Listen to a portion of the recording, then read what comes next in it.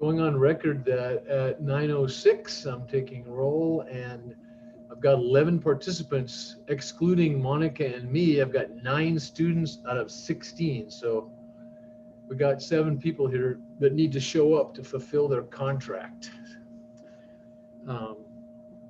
Let's see. Hey, my name is Rodney Utt.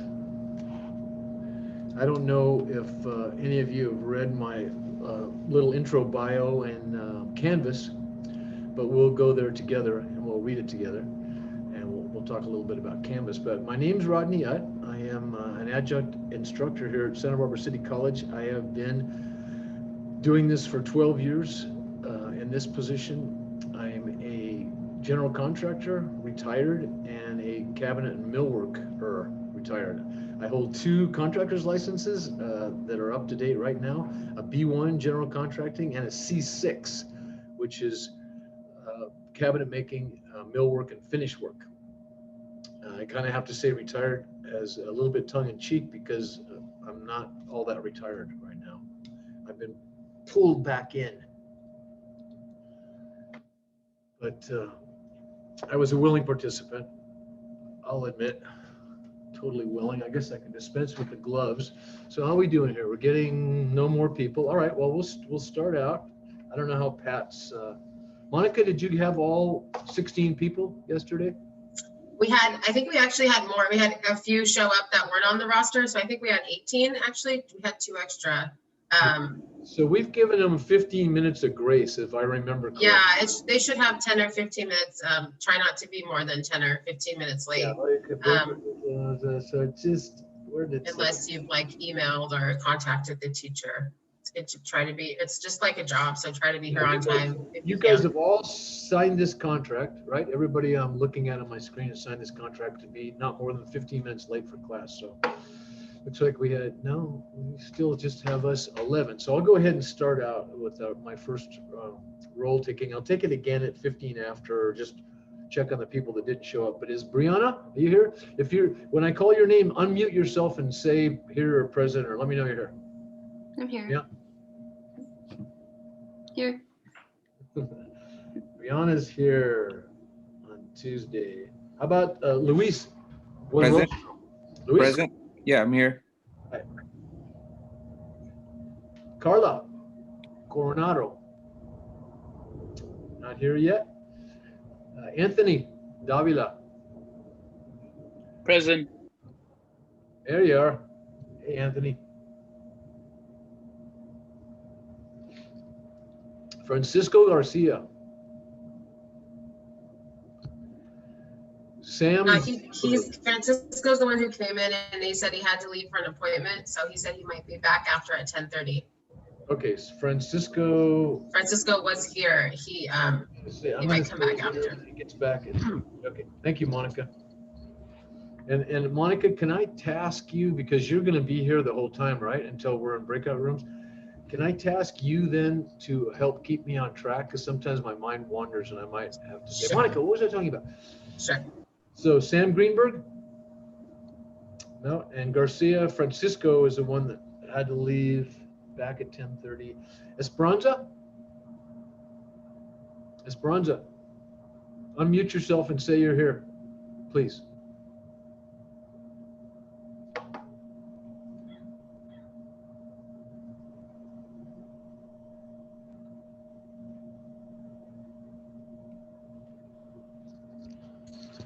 Okay, when I call your name, I want you to unmute yourself. Esperanza, tienes que hacer clic donde ves el micrófono en la roja. Haces un clic allí para poner su audio, su micrófono. Okay. Listo. Aquí, yeah? Listo. All right, good. All right. Okay. He's here. Say here. Present. Yeah, here or present is good. Since we want to encourage English here, right? Okay, good. Levi. Here.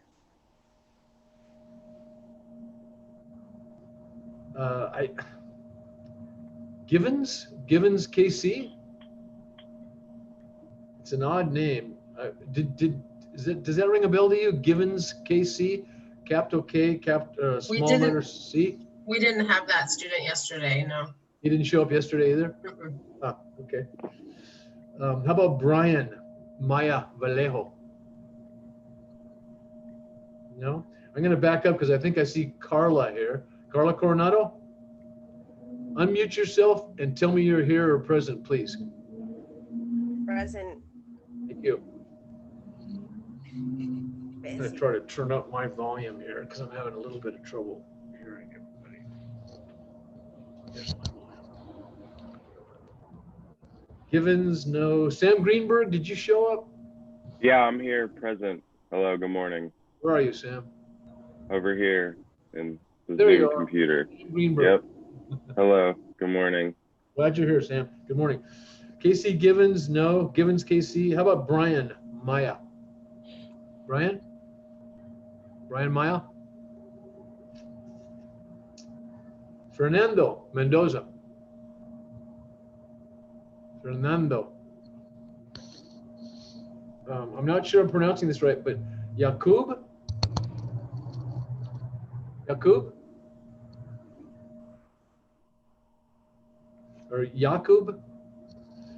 Lionel Ocampo? Here. Thank you, Lionel. Gerardo. Right here. All right. Israel Rodriguez. Israel.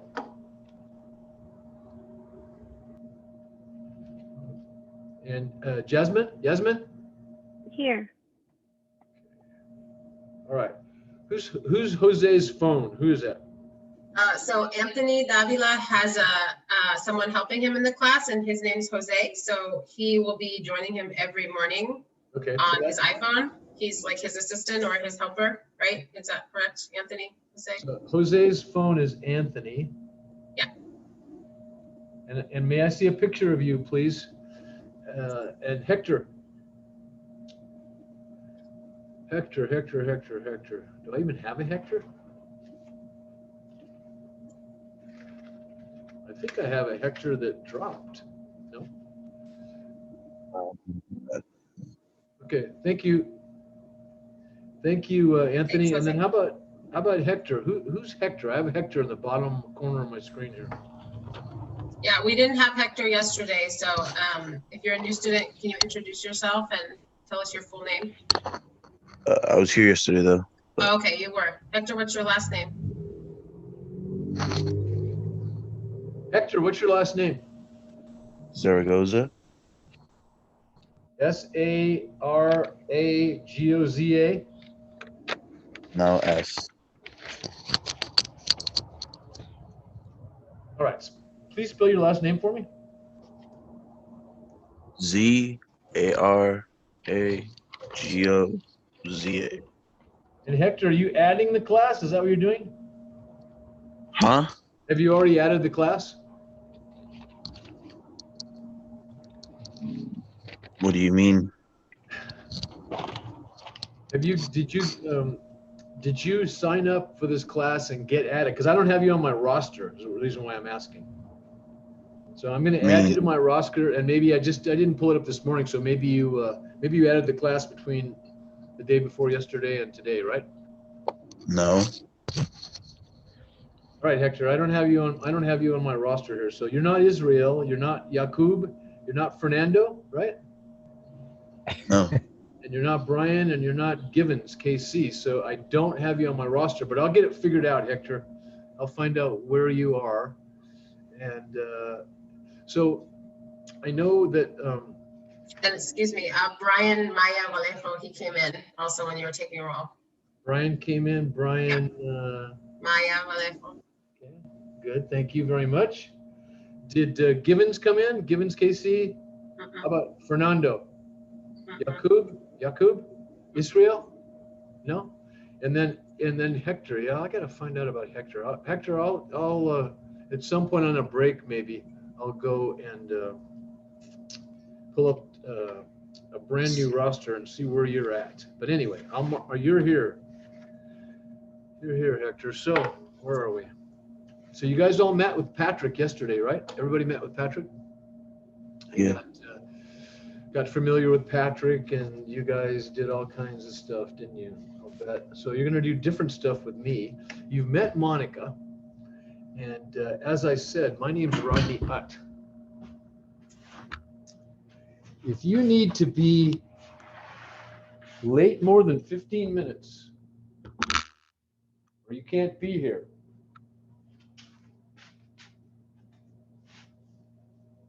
or there's something else you want to tell me or communicate to me,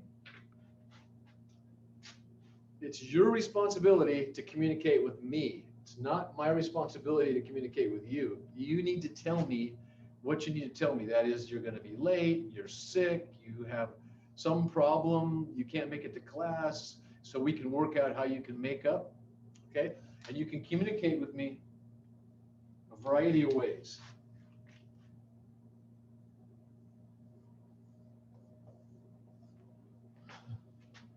It'd help if I could spell my own name.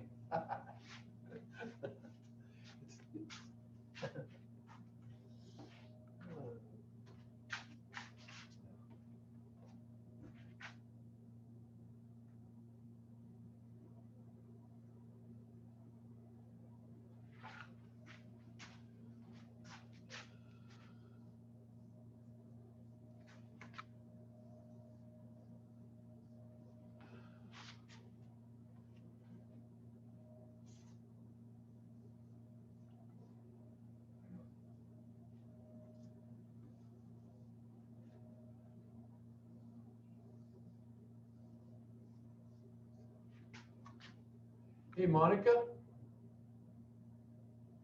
Is it? Yeah. Yeah. SBCC.pipeline? Or is it a pipeline? No, it's pipeline.sbcc.edu. Pipeline, dot.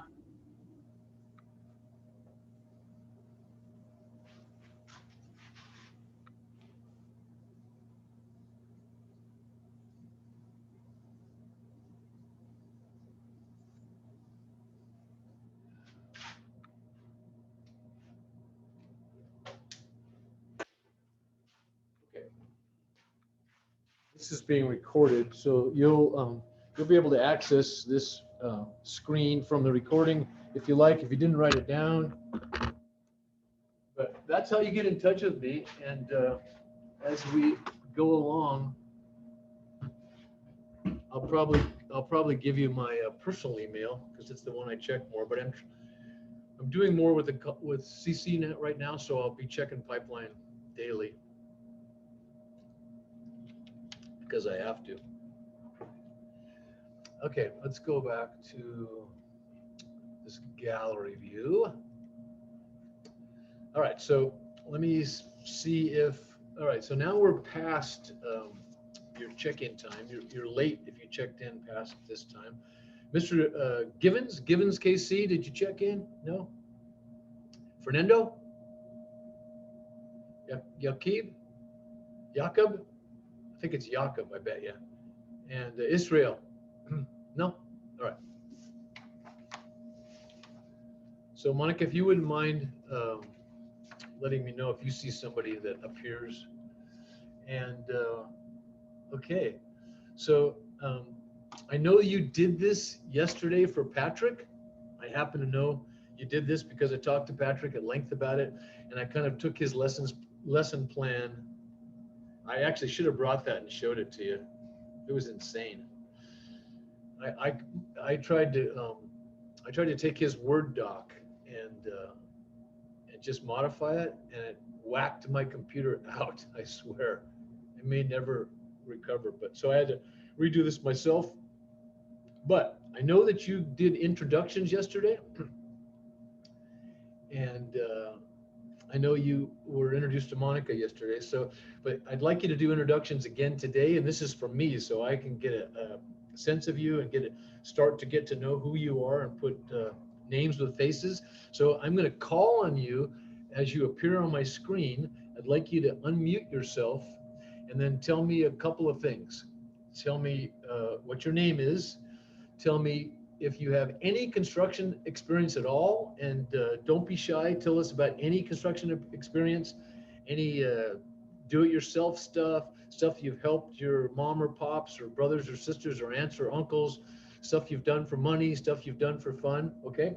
Construction experience, what your career direction is, and if you need to be prompted, I'll just ask me and I'll tell you what the things I want you to talk about. Career direction, and then lastly, tell us about your English competence. How do you feel about your competency in speaking English? And we're going to start out with a very top corner of my screen, which is Brianna Basulto. Hey, Yakub is here. Sorry to interrupt. Yakub Norshore, he just came in, so Yeah, sorry about that. it's okay. Okay, and so Yakub, I want to see your face, and you too, Hector. Please. The only problem I have right now, the hotspot I have it's very weak. And if I turn on the videos and everything, it just logged me out. Okay. Do you have any plans to correct that? Anything in the future that could correct that? Anyway, we can talk later. It's one of the hotspots from school, right, Yakub? Is that the hotspot from SBCC? Yes. So you might be able to go in and exchange it for another one if you're having a lot of problems. I think they're there in the afternoon. So you could go and say like this, some of the hotspots are just bad connection. You could go exchange it if it's possible to get a better hotspot maybe. And we've got your video now, Yakub. If you can keep it up, great. And if we lose it, we'll understand that you're trying to save bandwidth so we can hear you and you can hear us. But right now we see your smiling face and your waving hands, and thank you very much, Yakub. And please try not to be late. Yeah, sorry about that. More than 15 minutes. Okay, you're totally forgiven today. You get one definite pass. Now, Hector, where's your face? That's it. Almost. I got your couch. So Hector, whenever you can, turn on your face for me so I can see your face. And then why don't we have Jose's face, or rather Anthony's face? There you go, Hector. Thank you. Remember, that's part of the deal. And I think there's a variety of reasons, just in case you were wondering why we're insisting on seeing your faces, whether it's a background of wherever you are, or whether it's a solid background or whatever kind of background. It just lets me know that you're here, because by just having your name up there doesn't really tell me you're here. It doesn't make me feel like you're here, and I need to know you're here. I'm doing this to the people that are here, not for the people that have their computers on and have walked away. I've been having a little bit too much of that going on in another class I'm teaching, and it doesn't seem fair. If I got to be here, you got to be here. Okay, and Fernando came in as well. Oh no, sorry, Israel came in as well. Good morning, Israel. Israel came in? Yeah, Israel's here. Good morning. How are you? Israel's Good. How are you? Good. Also, Rodney was mentioning, try not to be more than 15 minutes late if you can. You get one pass for today. Yeah, Israel, you got a total pass. You're 25 minutes late. How does that work for you when your guy's pouring concrete and he tells you to be on the site at 8 sharp or 7 sharp? Right. Show up at 8:30. How does that work? It doesn't work very well. So please show up on time and try not to be more than 15 minutes late. And by the way, just want to remind you, and I don't want to be a hard case about this, but you all signed this agreement, that agreement right there. Right. Okay, and number 3 says not to be more than 15 minutes late to class. I'm just glad you're here, all right? And hopefully we won't have this conversation again. Okay, now where were we? So just to reiterate, because we had somebody come in again, we're gonna do an exercise that Pat did yesterday. We're gonna do introductions, so I can get to know you. You're gonna give me your name, your construction experience, any construction experience, your career direction is your English competence, and we're starting with Brianna. Brianna, you're on. Hi, I'm Brianna. My history with construction, I mean, I've never really built anything larger than like this size. Like I like making things, but I've never built something like that from scratch. So I guess not a lot of experience. Or the closest thing I guess would be I built like a, not built, but I took down what's the word? Disassembled like a bed frame and then put it back together without a manual because I picked it up from somewhere, and then it didn't come with a manual, but that's the only thing I've done. My career direction, I guess, would be, I'm just trying to figure it out right now. Like, I don't know what I want to do, but I thought it would be a cool class to take and to see if where my interests are in it and to learn new skills. And what was the last one? Your English competence, which you kind of shows in your speaking, but how do you feel about your English competence? Pretty well. I can understand and speak pretty fluently, I think. Yeah, I think you do really well too. So Brianna, thank you very much. And I just want to add that it's refreshing that you're here with an open mind, because who knows, you know, construction might be a calling for you. I've had more than one female work for me in my construction business, and I'll tell you a little bit more about my construction business and my history in construction. But thank you, Brianna. And next is Monica. Oh no, we know who Monica is. So in going across, Levi, you're up, man. Oh, my name is Levi. I have no experience in building teams. I tried to build something, but it doesn't work for me. But I tried to build something, and my career is criminal justice. I'm trying to study criminal justice and becoming a police, or in speak in no, in English. I think I can speak it and fluency, I think. But So it's not Levi, it's Levy. Levy. So Levy, if I heard you correctly, did you say that you don't have any construction experience? Have you built anything? No. Okay, and that career direction is law enforcement. Is that what I heard? Yes. Okay, well, that's, you know, if I had it to do over again, that's what I would do too. I would carry a gun and a badge, and I would uphold the law and protect the weak and the innocent. That's what I do. So, and also, Levy, I might add that there are jobs available in the construction trade, entry level and above, almost all the time, and they can be good paying jobs, and they can be a way for you to make money while you're going to school and, you know, getting into your into law enforcement, and also give you a chance to look at another way of viewing the world, and, you know, career wise. I'm hoping that we'll turn you from law enforcement to construction, but who knows? And then Levi, so how would you consider your competence, your English competence, your fluency? I mean, do you I feel like think it's good, but like for now, I haven't speak English for a while. I think it's like kind of better, like kind of, but I think when for going to school, I think I am going to get better. I think you will. I'm impressed with your English. I can understand every word you say. Are you understanding every word I say? Yes. You're doing great, Mm. Levy. Okay, thank you very much. Let's go over to Luis B. Hi, Mr. Rodney. My name is Luis Buenrostro. I've been in the tile trade for about 4 years now. I'm looking to get licensed under the tile trade, and I think my English is pretty good. It's my first language, so I think it's good.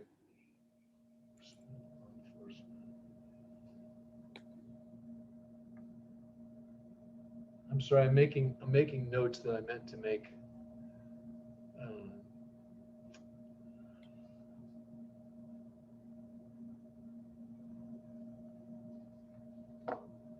So 4 years as a tile setter. So I take it you started out entry level? Yeah, as a helper. right? So mixing grout and Yeah, then doing for all all that that. stuff and clean up and everything, and then they started letting you make cuts and set tile and all that stuff, right? Now you're snapping lines and doing layout and scratching and floating and doing the whole thing. Exactly. Right on. Who are you working for? For Ortiz Tile, he's All a right. contractor here in Santa Ynez and Santa Barbara.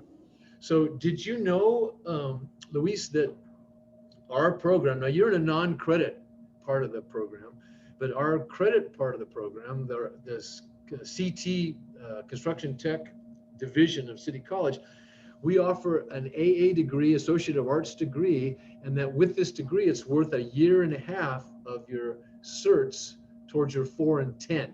And so Luis may understand what I'm saying, but perhaps some of you don't understand. So I'm going to explain a little bit more. To get a California contractor's license, you have to certify that you have experience as journeyman and above in your particular trade for 4 years out of a 10-year period. So let's just take from today, go back to 2011 to 2021. That 10-year period, you need to demonstrate that 4 years of that doesn't have to be all in a row. It can be spread out. You have to certify that you have worked in the trades as a supervisor, journeyman and above. Yeah, that's right. This degree will give you 1.5 years of those certs. Then you only need another 2.5 years. So That's sweet. Thank you for that. yeah, it's a good way to go. And I'll also tell you that being a licensed California contractor is, if you're in the construction trades, you know, it's not the ultimate be all end all goal. There are guys that like, you know, they like working on the job, and they maybe want to arise to job superintendent, and they don't want the headaches of being a contractor, and that's fine, because believe me, the headaches are there. Like the ability and the potential to make decent money is also there, but the ability and the potential to lose decent money is also there. So anyway, Luis, thank you. And yeah, I think your English competence is right up there. So far, I'm impressed with everybody. So do you have to, I have a question. Do you have to be documented, like be a citizen here to apply for that contractor That's a license? really good question, Monica. I don't know that for sure. Okay, just because I have a lot of students who like have worked on sites for many years, but a problem is that they're not documented here. They don't have citizenship yet. So that'd be something to look into, I guess. I'll find out. It'll be an easy find out. It'll be easy to find out. I will find out. That's an excellent question. And then feel free as we go along here to chime in if you have some questions. If you have something, yeah, don't hesitate to unmute yourself and ask me a question. I'm happy to stop and answer a question. So I'm going to go back over to the left, second row down, and I'm going to ask Lionel to tell us, give us your name, your construction experience, career direction, and your English competence. My name is Lionel Ocampo. I only have experience on demolition. Okay. For my English, so I can understand English, I can write and read English. For speak, I can speak a little bit because I always speak in English with my family. I only speak in Spanish with my family. You're sounding good, Lionel. Now you skipped career direction. So I heard that you are doing construction demolition. Is that correct? Yes. Are you working for Eagle by any chance? No, I work with Dario. Okay. And do you what's your can you tell us about your career direction? Where are you going? Where are you thinking about going with your career? Well, for now, I'm not sure. I'm just studying. I'm still studying ESL and mathematics, so I'm not sure now for what I want to do next. But you're interested in construction, obviously. Yeah. You're doing it, and there's a vast there's a whole lot of areas of construction that are, it takes, and we'll at some point make a list of all the different trades that make up this thing we call the construction trade spec.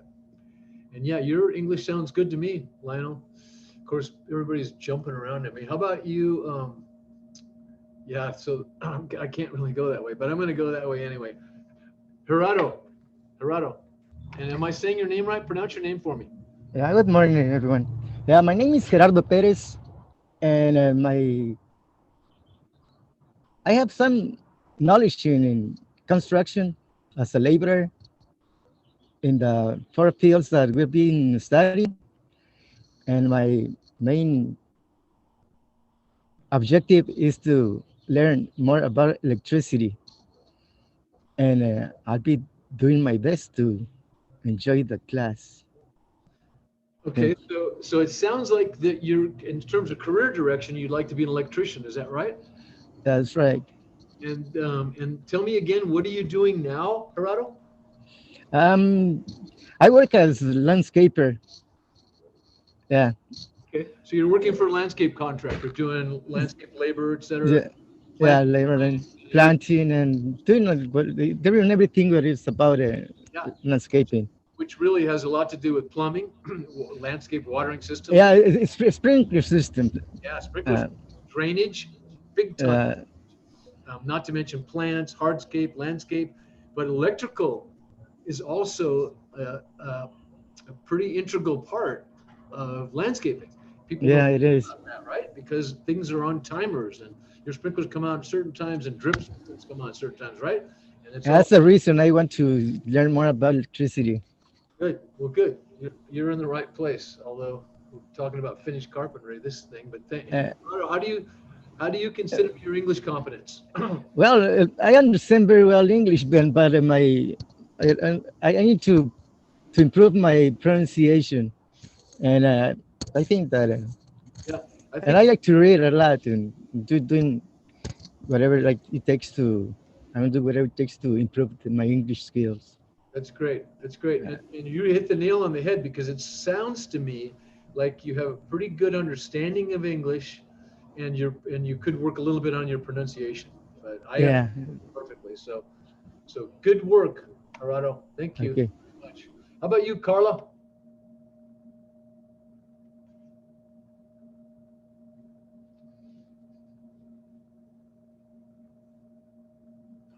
Hi. I guess my English is good. I feel very confident in my English. I was always able to speak English. And I guess I want to see what these classes take me. I have a little construction. Where I'm from, majority of times they make us do stuff with our hands, like small models of stuff.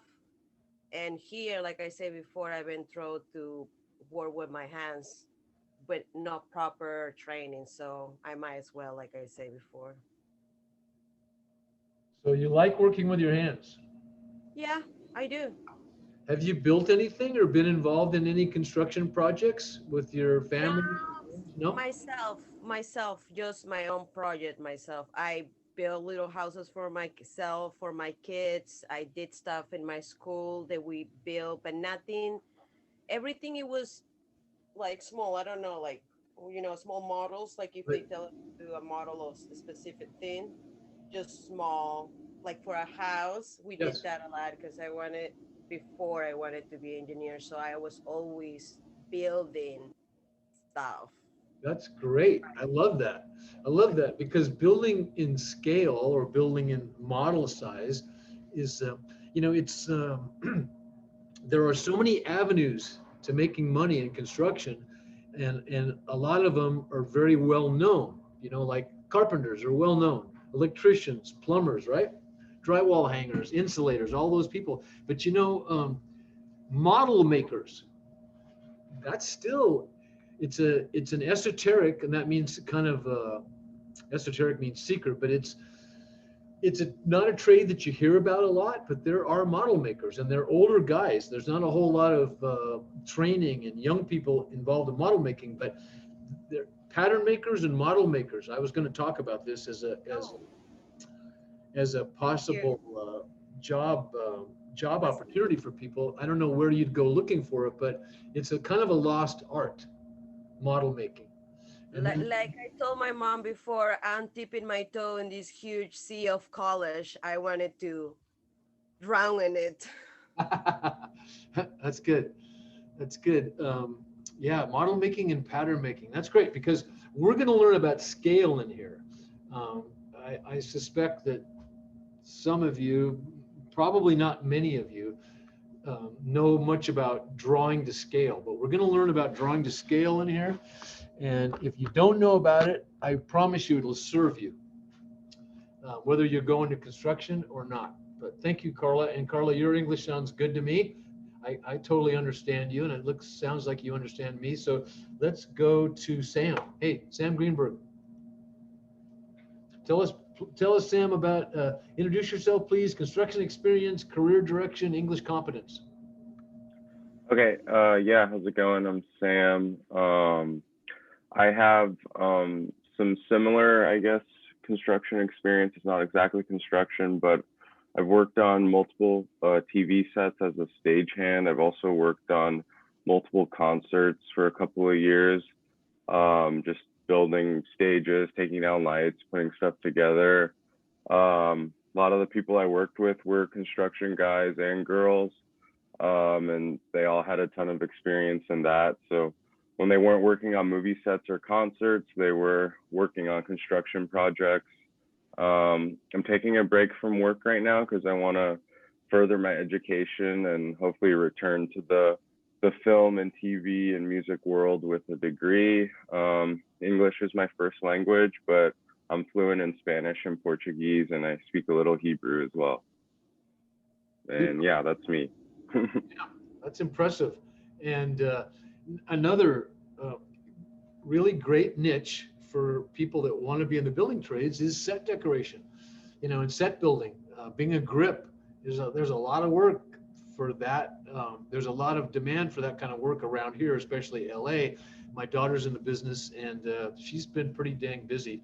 She wrote, directed, and starred in a feature-length film that made it into Sundance last year and was here in Santa Barbara for 3 weeks. But I've met a lot of people through her and through her guy that work in that trade in the movie business, and there's a lot of construction in the movie business, an incredible amount of construction. One of my students, Joe, I can't think of his last name, works at SBCC in their art department and doing sets for, he builds sets for the drama department. But anyway, it's a good trade. That's really cool. That's super cool. That's really exciting. I'd love to learn more about it. It is, man, and you learn all kinds of stuff about building.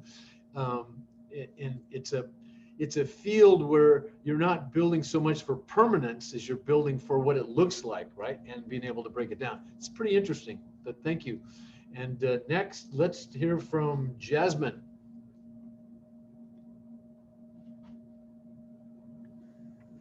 Hi, everyone. My name is Jasmine Vasquez. I have no experience in construction. My career goal is to we'll learn here in this construction class, know more about this, and I do want to get my real estate license. I don't know, what was another question? English? Yeah, well, career direction, what you told us, you want to get your real estate license, construction experience, you told us. English competence, how do you feel about your English competence? I can read and write English. It's my second language, but I feel like I'm okay at it, I guess. I would say you're pretty fluent. I mean, I would give you high marks for fluency. So thank you, okay. Jasmine. Thank you. Sorry, hold on for me 1 second, everybody. Just 1 second. I got to.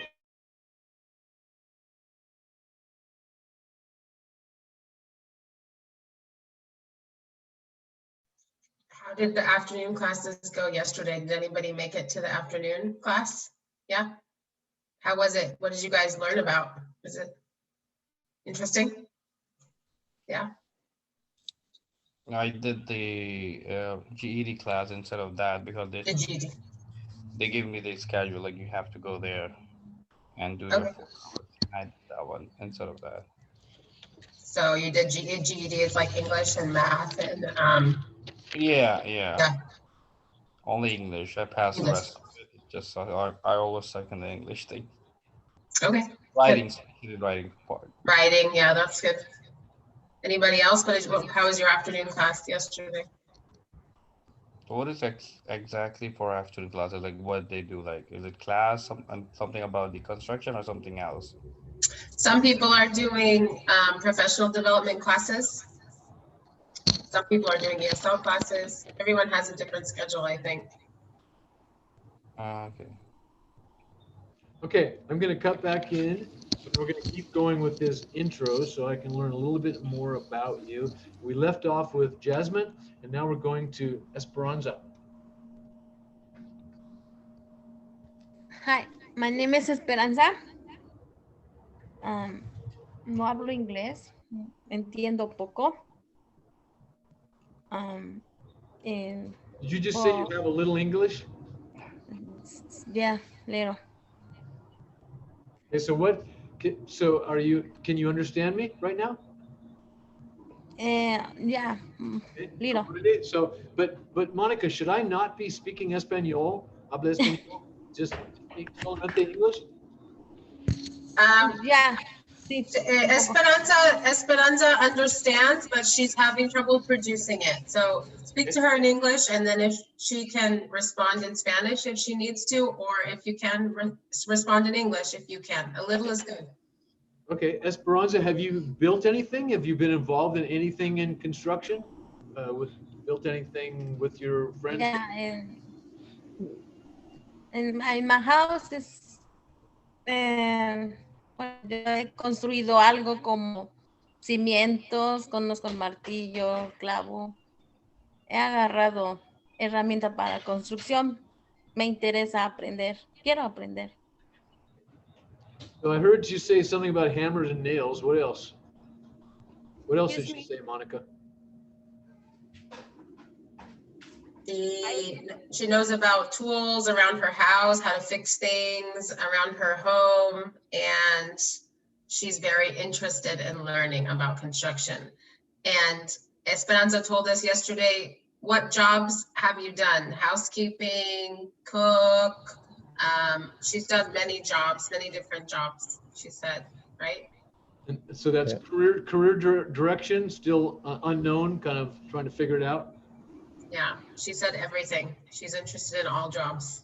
Good, good. And there's a lot out there, you know. There's a lot out there for women that weren't there 20 or 30 years ago, because we're now, women are way more on a parity scale. They're coming to equality with men. And that's a good thing, because women certainly have a place in the construction trades. They just got to be introduced, I think, to it. And like I said, I've had several women working for me in various and sundry capacities. Construction is typically a man's workplace, but it doesn't have to be that way. And there's also a lot of jobs in construction, a lot of different things. And we'll talk about the kinds of jobs, but I'm also going to talk to you about finished carpentry a lot. So coming up one of these minutes, but you know what, I'm gonna pick back up with Israel. I told you I'd be giving us breaks about every 45 minutes. Let's take a 10-minute break until 10 o'clock. Okay, come back at 10 o'clock please with your video on, and we'll fire up with Israel and some people I haven't heard from. Okay.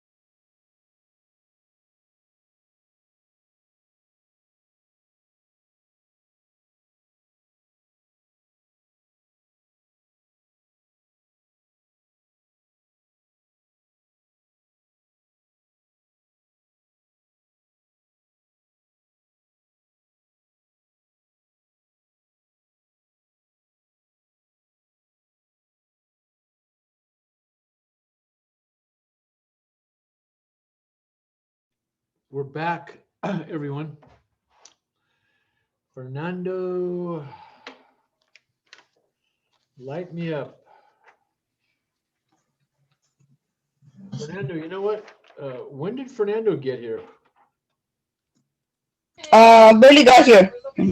He done an emergency. I had to get like for him. He had to run to do something. I'm his wife. Was it Fernando that had to go? Monica, was that the gentleman that had to go and could come back at 10:30? Yes. Or was that Francisco? That was Francisco. Yeah, Fernando, this is Fernando's wife, Christina. Fernando just came in. Francisco said he might be back around 10:30 or so. So what happened? What happened to Fernando this morning? He had to go do something. He had to run to do he had to look to something, and that's why he didn't make it. He had an emergency. Okay, so where's Fernando now? He hasn't come back yet. All right, I'm gonna go ahead and mark him here, and then I'm here. You call my name? Who's? I called Fernando, and Fernando, who I'd like to see something. I'm gonna mark you here, Fernando, but I know you were late. Okay. And please don't be late again. Okay. Get a pass today. And Givens, Mr. Givens KC, no? Marla, what are you eating? It looks good. Is it cereal? Ah, God, I wanted cereal this morning, but I rushed. Oh, well. Okay, so we're back, and I'm going to call on the people that I haven't called on to please, again, introduce yourself to me and anybody else that you can introduce to your fellow students again. Tell us about any construction experience you have, your career direction, and how you feel about your English competence. And let's go with, let's see, who haven't I called on? I haven't called on Anthony Davila. Okay, Anthony. Hi, hi, my name is Anthony. I kind of did like a little bit construction, but that was back in Golia Valley Junior High School. But this is my first year, and yeah. Your first year in taking any in this class.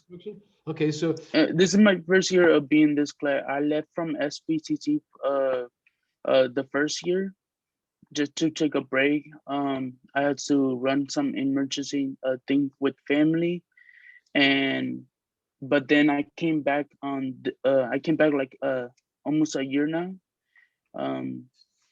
But yeah, I'm here. So you were involved were you in the construction academy at DP? Is that what I heard? I was in more like a wood shop back in Golia Valley Junior High. Okay.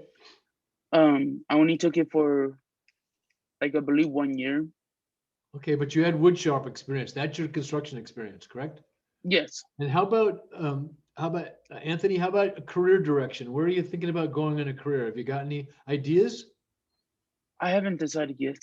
Okay, well that's good, man. There's nothing wrong with undecided, especially when you're young and your whole life is laid out in front of you. Being undecided is actually a pretty good place. Although I will add that, you know, hindsight is 2020. I hope most of you got that hindsight is 2020. What that means is when I look back, I can see things really clearly, a lot clearer than sometimes when I look ahead. But in looking back in my life, the sooner I made my decision to go after the career of choice, the more accelerated I became in getting to that career and achieving the goals that I wanted to achieve. So I have a lot of respect for people that can choose a career early because they get focused early on. I wasn't that way. I had to play around with a few different things. So thank you very much for that. Who did I just talk to just now? Who was that? It was Anthony, right? Anthony Davila. experience. Okay, how about Francisco Garcia? I don't think he's back yet. He said he might be back around 10:30. So Francisco took off back at 10:30, we hope. Okay. Sam Greenberg, already talked to you. Esperanza, talked to Levi. Givens is not here. Brian Maya. How about Brian? Hey there, my name is Brian. I have a little bit of experience in construction with my dad. I've helped him out in, some more of the basic stuff like constructing pools, restoring bathrooms, putting up drywalls. I have very little experience in many things that I've helped them out. Yeah. I'm currently studying for criminal justice and my English, I'm pretty fluent in English and Spanish. I can speak and write in both. And yeah. Another criminal justice, law enforcement dude. Is that what you want to go into, is law enforcement? Yeah, that's the plan. As opposed to being a judge or a lawyer or something like that? Yeah.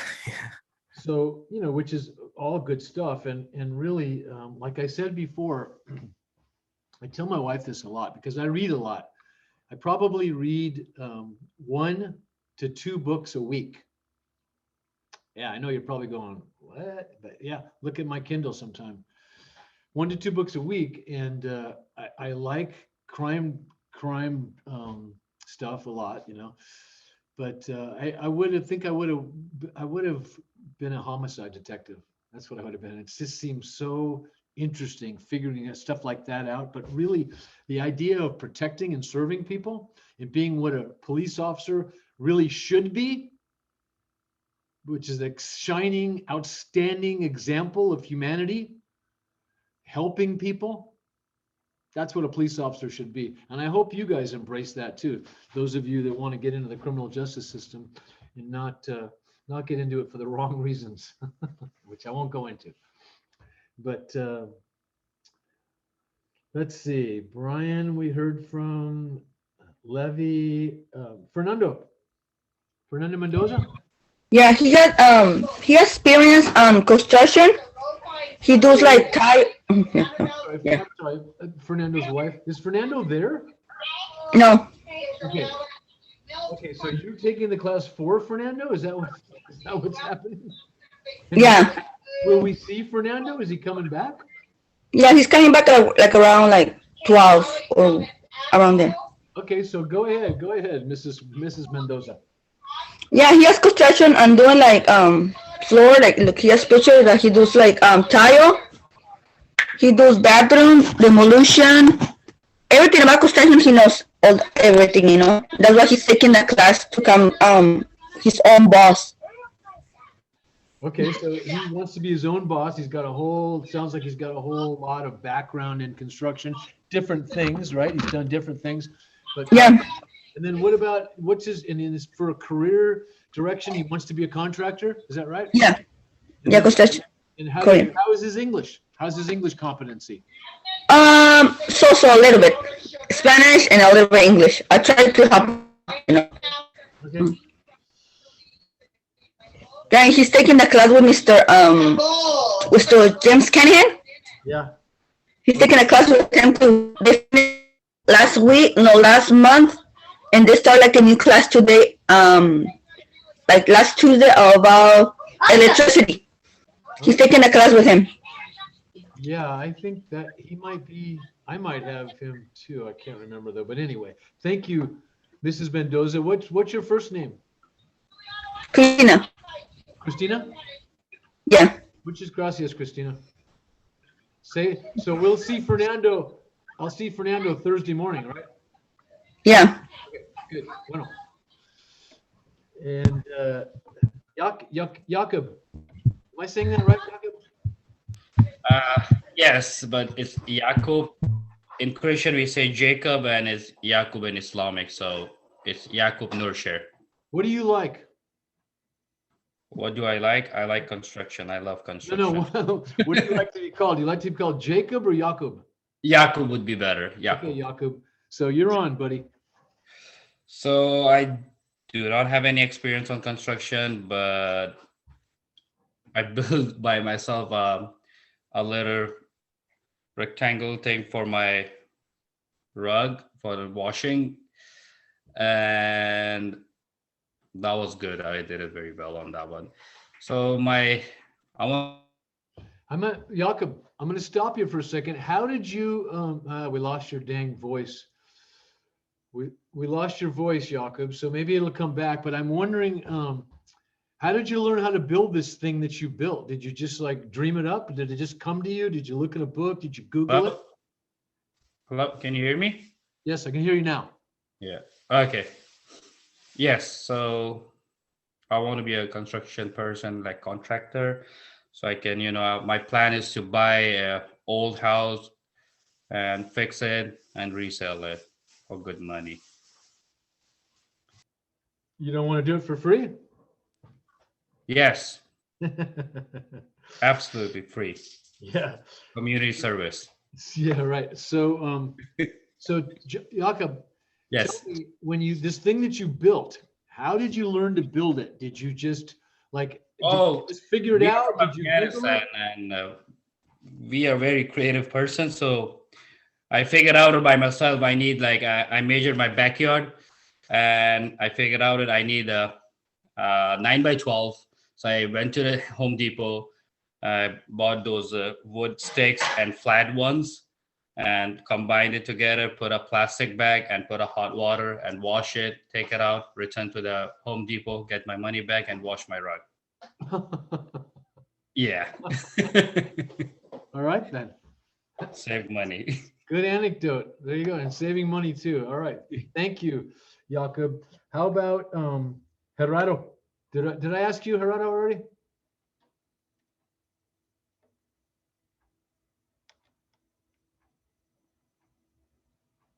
Push that button, Gerardo. Get yourself there. I did my presentation earlier. You did. You did. Yeah. That's right. So you're doing demo? You got it. Okay. Thank you, Gerardo. You're welcome. And how about Israel? Did I hear from you, Israel? No, not yet. Okay, Israel, tell us about yourself. Okay. Well, my name is Israel, and I don't have much of experience on construction. I worked for a company of laying tile probably 10, 12 years ago. And I still doing it here and there, not much, but I know how to do the job. And here in Santa Barbara, I work for a company of painting. And that's pretty much what I know about construction. I know it's not much, but that's the reason I got into this program and this class to learn more about construction. Do you have any career direction? Do you have a thought about what you want to do? Not this moment, because probably eventually I will know what I want to do, but at this moment I just wanna know what's out there for a grab, Good. Good. And it sounds like you have an open mind. Right. And well, my English is not perfect. I understand. I went to SBCC back on 1995 for ESL classes, and I used to have a better English, back in the day. But since I've been working for companies that is mostly Latin people, I didn't really speak much English. But I understand. I can write English. I can read. Well, I can understand you. And I heard you say you know something about tile work, right? Right. Yeah. And what else? You did something else too. Pain. Painting. I put down. Yeah. Where is that? I'm sorry. No, I wrote it. I made a note to myself. So painting and tile work, man, both really good examples of jobs in the construction trade that Right. have a lot to do with carpentry, because we're doing this carpentry module now, but carpentry touches virtually every trade. So painters, right? Always need carpenters, and a good painting crew has always got carpenters on site because there's always rot. There's always stuff to repair when you're in painting, right? With tile, Right.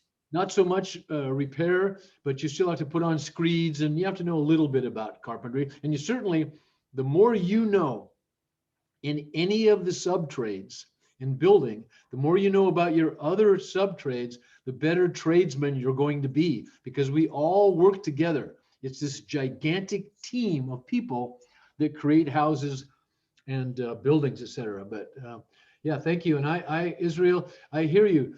Your English will improve the more you speak it, right? The more you have to speak it, the more Right. you hear it, it'll improve. For instance, I used to live in Costa Rica, and yo vive in Costa Rica, or when I lived in Costa Rica, my Spanish got way better. I mean, I never really felt I got fluent, but it was amazing how much better it got, and now versus how bad it is now, because I haven't been back for, I don't know, 12 years, I guess.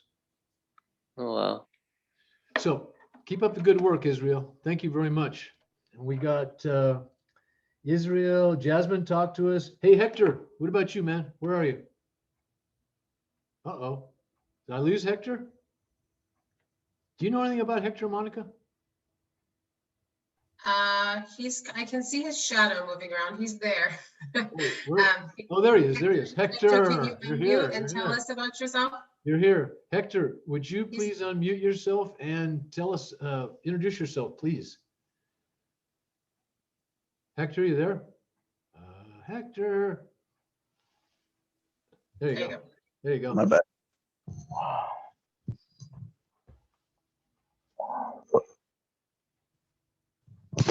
What am I?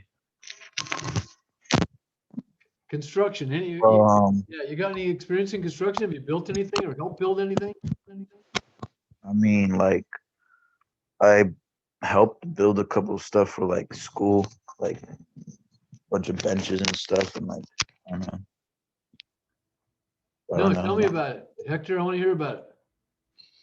I mean, I used to do like mechanics in high school, I guess. Okay. And it was like open, I suppose. Okay, like auto mechanics? Yeah, like no, not auto mechanics, just like mechanics in general, like welding and stuff. Okay, welding. That's a great area of the building trades. What else? What have you built? What'd you build in school? I mean, we just made benches and stuff, and like wasn't really like big. Yeah, but you had some experience in construction through your schooling, correct? Yeah. And have you worked in construction at all for money since you had that experience? Well, I didn't really count it as actual construction experience. It was just like school. Yeah, it's school. School is experience. And I hear you. It's not actually on the job experience, but it's training. So have you worked in any construction jobs since you were in school? No. Okay, I'm just trying to elicit where you're at. So I'm going to use you as an example, Hector, and you'll probably fit the bill. A lot of people in here will fit the bill. And it sounds like if you were interested in a job in the building trades, let's just say, for instance, finished carpenter, because that's what we're talking about, you would be starting where? You'd be starting at the bottom. That's what I'm looking for, at the bottom, right? Entry level. So, and I think a lot of you that have 0 to just a little bit of construction would come on to a construction site or a contractor's job site or office, interview for a job, apply for a job. You'd be looking for a job at entry level. That is ground floor. You know, what do I do here? What tools do I need? How can I help? And entry level stuff is, sweeping, pickup, a lot of the menial stuff, the labor type stuff, until you gain some skills. Now, as an employer, as a 50-year employer, I've hired and fired dozens and dozens of people, and I've interviewed dozens and dozens of people from very experienced to 0 experience. And I'm looking for, I and my colleagues, people like me, other contractors, are looking for workers. What do you think is the most important thing that we're looking for in an entry-level employee? So Hector, what would you say? What do you think is the most important thing? I would think like somebody that knows what he's doing, I guess, like Okay, not fooling around, kind of. That's a good answer. That's a good answer, but it's not the answer I'm looking for. And I agree. You want somebody that knows what they're doing, but really in entry level, I would rather have someone that doesn't know what they're doing. In other words, I would rather teach them our way of doing it and have them not have any skills. If it's entry level, I'm not talking about someone that's coming to me with skills so we can utilize their skills. I'm talking about someone that's coming to me as a contractor looking for a job, and they've never done my trade before, and they basically want to get in on the ground floor, and they want to be trained. They want to learn how to do it. So they want to be valuable while they're doing it, which means you want to be able to, push a broom and do all the stuff that you're told to do. But the thing that I'm looking for, the most valuable thing you can bring to entry level is, I want somebody to unmute themselves and chime in. Who's got the answer for me? What's the most valuable thing you can bring to an entry level interview? Somebody, anybody, come on. I know somebody knows my answer. You can also answer this too, Hector. So what do you say? Lionel, Luis? The desire to learn. That's excellent. Excellent. Not the one I'm looking for, but almost. But it dovetails with what I'm looking for. Somebody else. What am I looking for? I'm looking for Knowledge? one word. Knowledge? That's another good thing, but that ties into what I said earlier, that not really an entry level, not expecting you to have much knowledge. I am expecting you to have one thing though. And I'm going to go ahead and pin myself.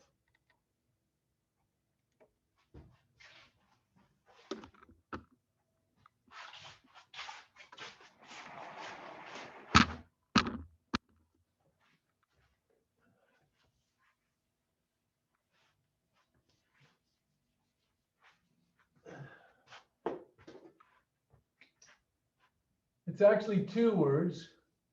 The first word is good, but the big word is attitude. Now, what that means to me is that you exhibit a willingness to learn and take direction. You're polite. You're well groomed.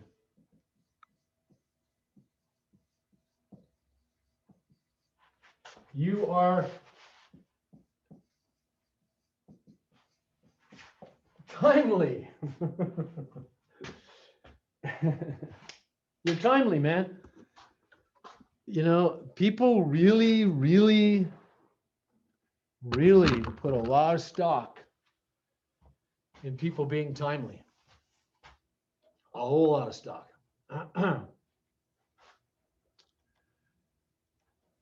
So what I mean by being timely is showing up on time, which is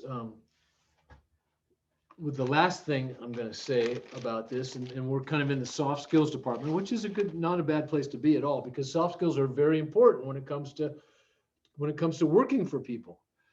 Is you want to have a good attitude, man. You want to have that can-do attitude. I'm looking for guys with can-do attitude that are polite and well-groomed, and that they show up on time and they do what they say they're going to do, and they understand the most important part, or let's just say one of the most important parts of doing life well, and that is commitment.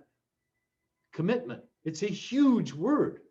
For instance, you all, every single one of you, signed this.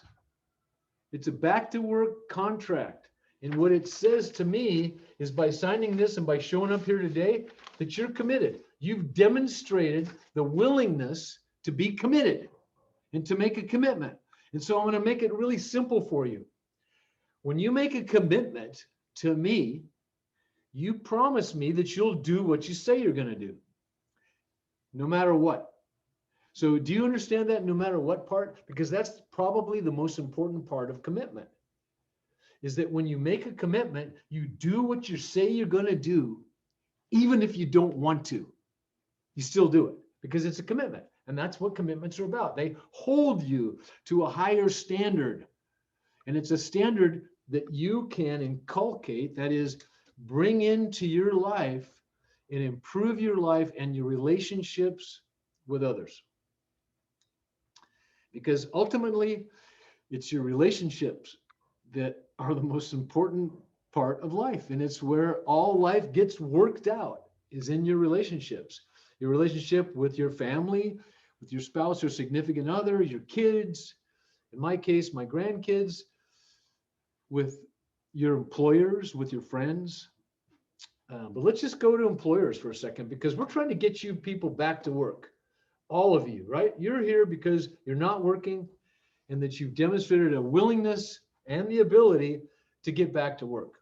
And we're showing you, and in this case, you're involved in the construction trade aspect of this. I don't know, I think you guys are with me for the whole 7 weeks. And so here's a question for you. Are any of you doing any of the other trades, like the green gardening or any of that stuff, or are you just strictly focusing on construction? Do you know, Monica? I think they had to choose one track. So for this back to work course, for the 8 weeks, they're choosing either construction, PCA, or green gardener. So all of the students here chose construction track. Okay, so you guys chose this track. You chose this track. You already stepped out and said you're interested. Now I'm going to show you, as we go along, things about the trade that you'll hopefully learn. And I want to get it up front right now. I'm not here to teach you anything. I can't teach you anything. I'm going to present information to you, and I'm going to present it in a way that I feel is designed to pique your interest. And if you're interested, you'll learn. So the learning part is on you. If you're awake and aware and you can understand, then I believe you'll learn something. And if nothing else, you'll learn some interesting stuff, because I personally find the construction trade to be as interesting as it gets. It's challenging, it's rewarding, it can be a really good paycheck. It's a place to interact with people. It's a place where you get things done in the real world, where you have teamwork and planning, and you're able to understand big picture ideas, and you're able to create stuff because here's how it happens. We're creators, which brings me to the next part of this. I'm throwing this in. It's not in my lesson plan, but this book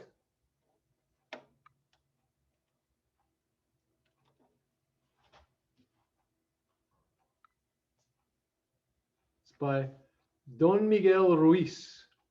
It was published in 1996. And it's called the 4 agreements. And I'm just going to read the first couple of paragraphs of the first agreement. But first, I'm going to tell you what the 4 agreements are. Now, and you might ask yourself, how does this relate to education? Education is life. And so is the construction trade. So is working. It's all part of life. And I believe that as a foundation for life, my life, this is what's happening. So here's the 4 agreements. 1, be impeccable with your word. We'll go back to it. 2, don't take anything personally. 3, don't make any assumptions, assume nothing. And 4, do the best you can do with whatever you do. Whatever you do, try to do your best. Okay? I want to make sure I'm saying that right. The 4th agreement. Yeah. Always do your best is the 4th agreement. Always do your best. So let's circle back to the 1st agreement. I'm just going to read a couple of paragraphs about being impeccable with your word.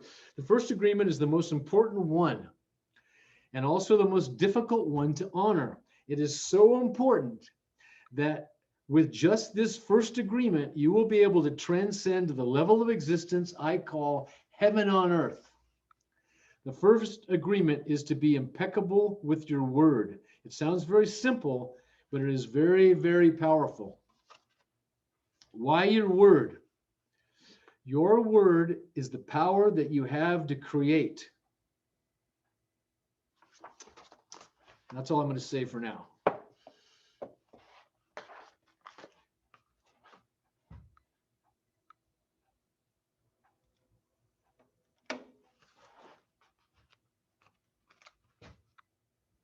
Isn't that cool?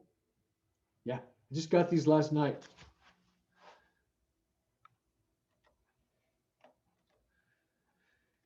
And what they are is an 8.5 by 11 graph pad with my my new name style and license number and all my particulars up there.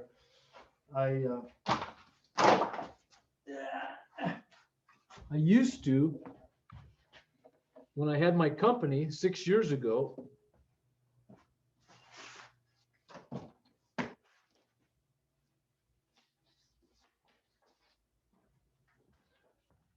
I had these made.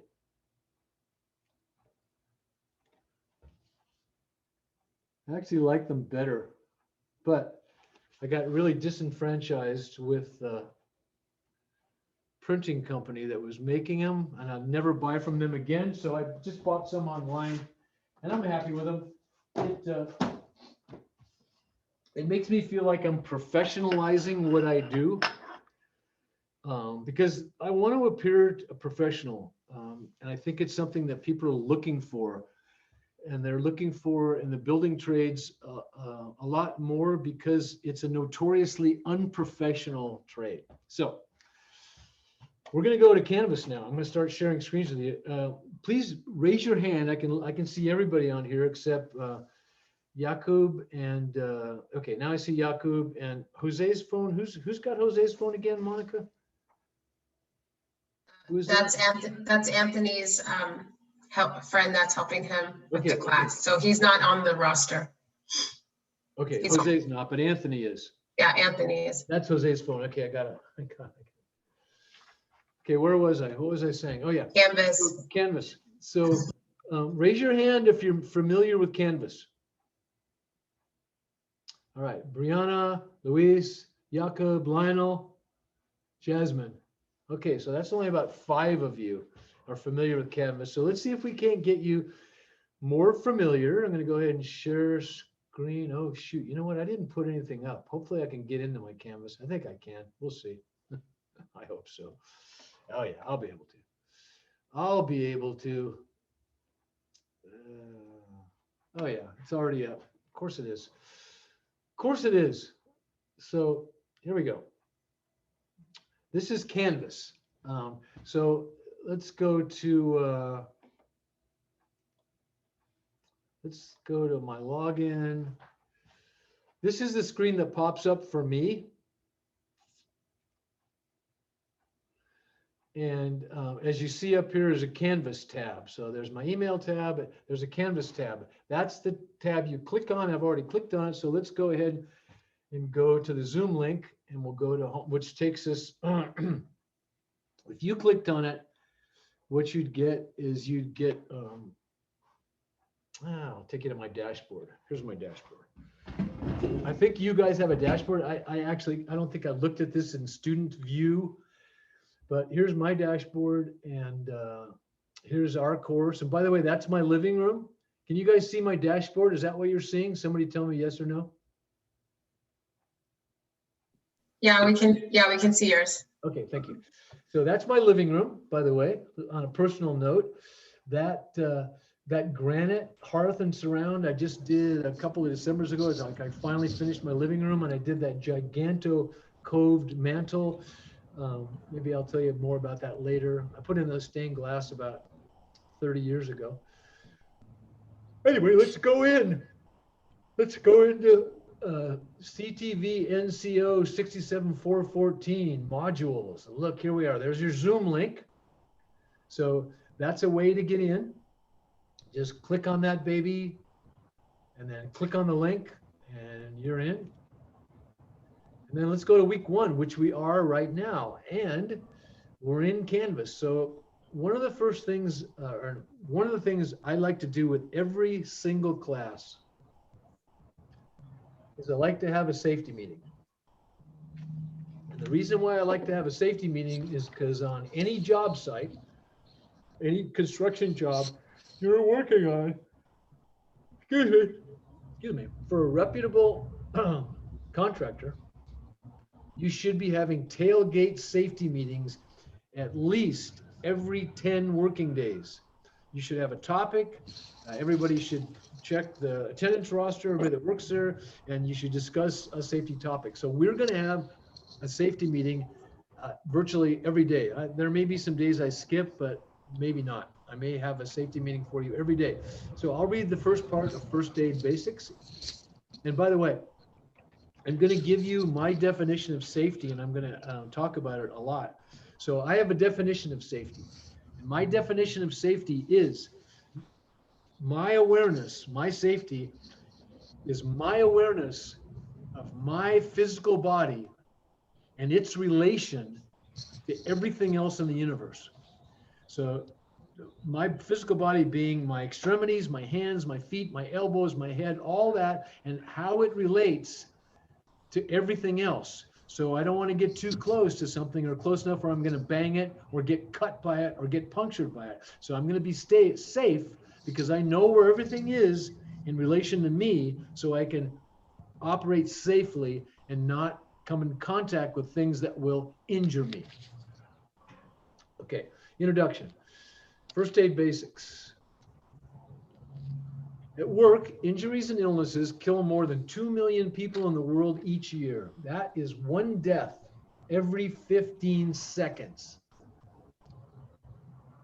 Somebody just died. Somebody's going to die in a couple more seconds. Or 6,000 people a day. Safe practices can prevent many injuries, illnesses, and deaths.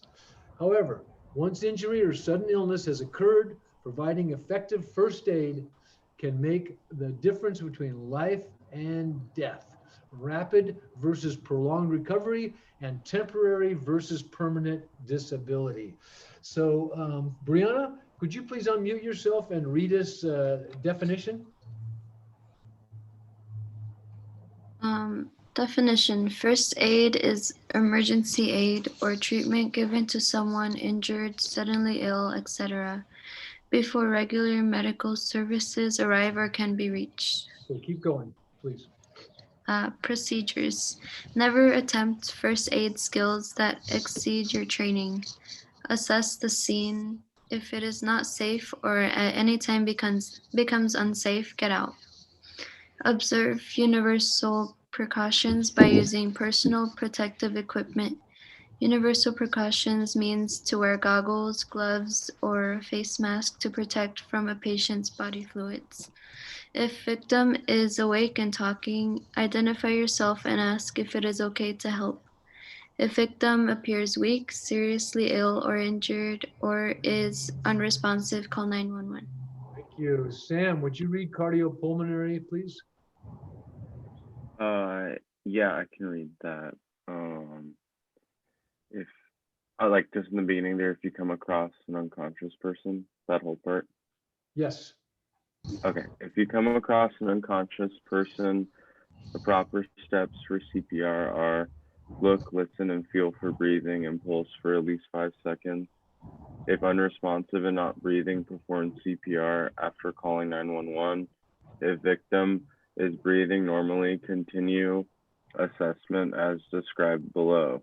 Circulation. If there is no pulse, you should immediately do 30 compressions at the rate of 100 beats per minute, or to the tune of Staying Alive by the Bee Gees. The compressions should be between 1/3 and 1/2 the depth of the chest. Airway, open airway, tilt head back, lift chin, and make sure there are no obstructions in the airway, such as food items. Breathing. Once the airway is clear, administer 2 breaths, either mouth to mouth or with a CPR mask. Continue alternating compressions and breathing at the ratio of 30 compressions to 2 breaths. Okay, and let's have Jakob read additionally, please. Yes. I can barely see. Look for and control. It's very hard for me to see it. Severe, oh, it's hard for you to see? Yeah, it's Okay, very you must tiny. be looking on your phone, right? No, laptop. Laptop. Really? And you can't see that? No. Is anybody else having trouble seeing it? Okay, let me. How's that? That's better. Now better. Yeah, yeah. Okay. Look for control, serve bleeding with direct pressure. Yes. Look for normal tissues, colors, and use for your exposed wrist to feel for the body temperature. Help maintain normal body temperature. If it is available, you are properly trained. Give emergency oxygen. Okay, Suspect. how about Lionel? Read suspected spinal injury. Okay, please place your hands on both sides of the victim's head to stabilize it. Suspect limb injury. Place your hand above and below the injury to stabilize it. Treatment, observe bleeding. You can use the Mnemonic. mnemonic tip to remember how to deal with the serve bleed position. Acts with casualty to sit on the floor if possible. Expose and examine. Quickly find and examine the wound for any embedded object. Elevation, if the injury to a limb, elevate above the level of the heart. The pressure as the casualty to apply firm directly pressure over the wound. If it's a casualty is unable to do this, you will have to do it for them. Okay, and I'll finish with the conclusion. All work sites should have a person with first aid or medical training readily available. Larger workplaces may need more than one. Employees should know who that person is, know where the first aid kit is located, and know where the emergency numbers are listed. An up-to-date first aid manual should be stored with or near the first aid kit. Remember to place any items used in the first aid kit. So there's a lot of information on this. Oh my gosh, there's so much information, I can't even believe it. Really a lot. So I don't expect you to remember all this. I don't know. Let's see. I don't know who. Let's see.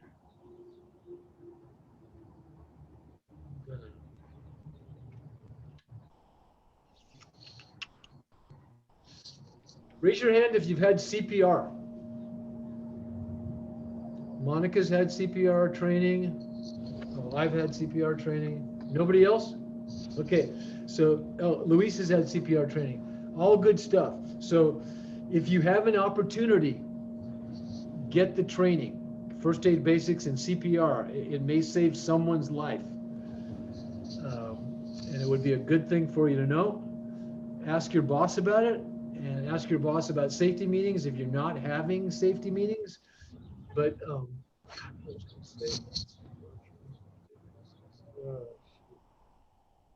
First aid kits. So if you're on a job site, and I know most of you aren't, none of you are working now. That's why you're here.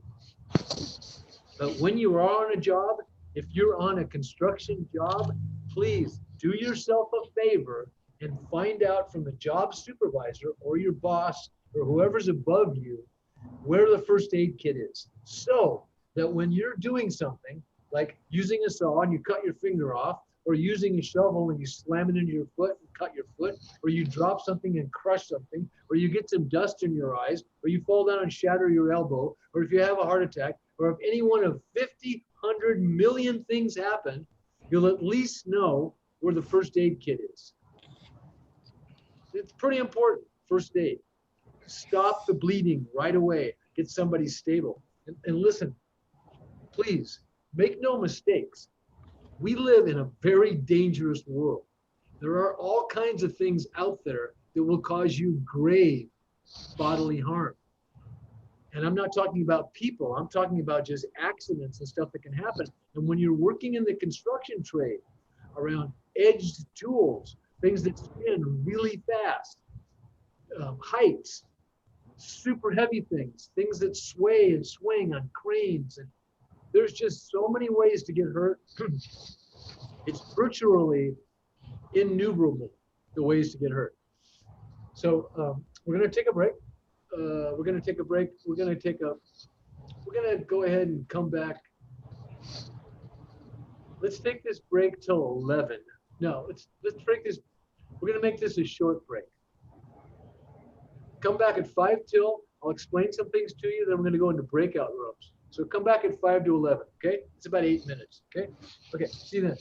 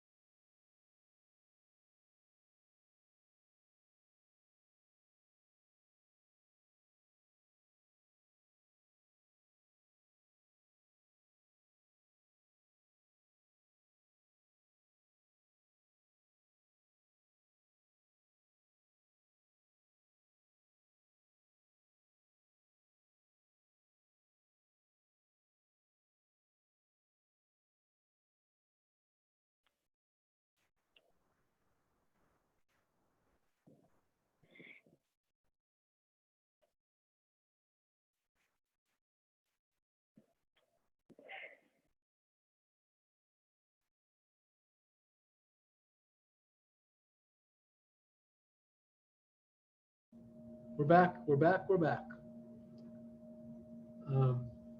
Anthony, Jasmine, Ryan, Carla,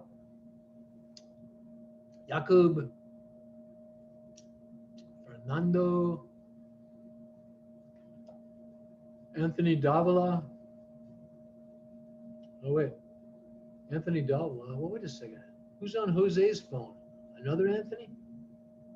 Man, I'm really confused now. Hey, so, I see. So Anthony's up on his phone, but Jose's helping him with the translation. Is that correct? I believe so. Okay. Hey, and Francisco, are you back? I'm back. You came back. Francisco, you came I'm back too. As good as his word, dude. You're impeccable with your word. I love it. Thanks for coming back. Duly noted. I got a star by your name. See? That's how you make points with me. You tell me you're going to do something, and then you actually do it. Now, how many people tell you they're going to do stuff and don't do it? All kinds of people, all the time. Every day, daily, people tell me things, and they don't do them. And it's disconcerting, and I don't like it. I like it when people are as good as their word. So that holds a lot of weight with me. Now, where the heck were we? Okay, here we were. So we're back. We're all back, right? Anthony, you're back too, Anthony?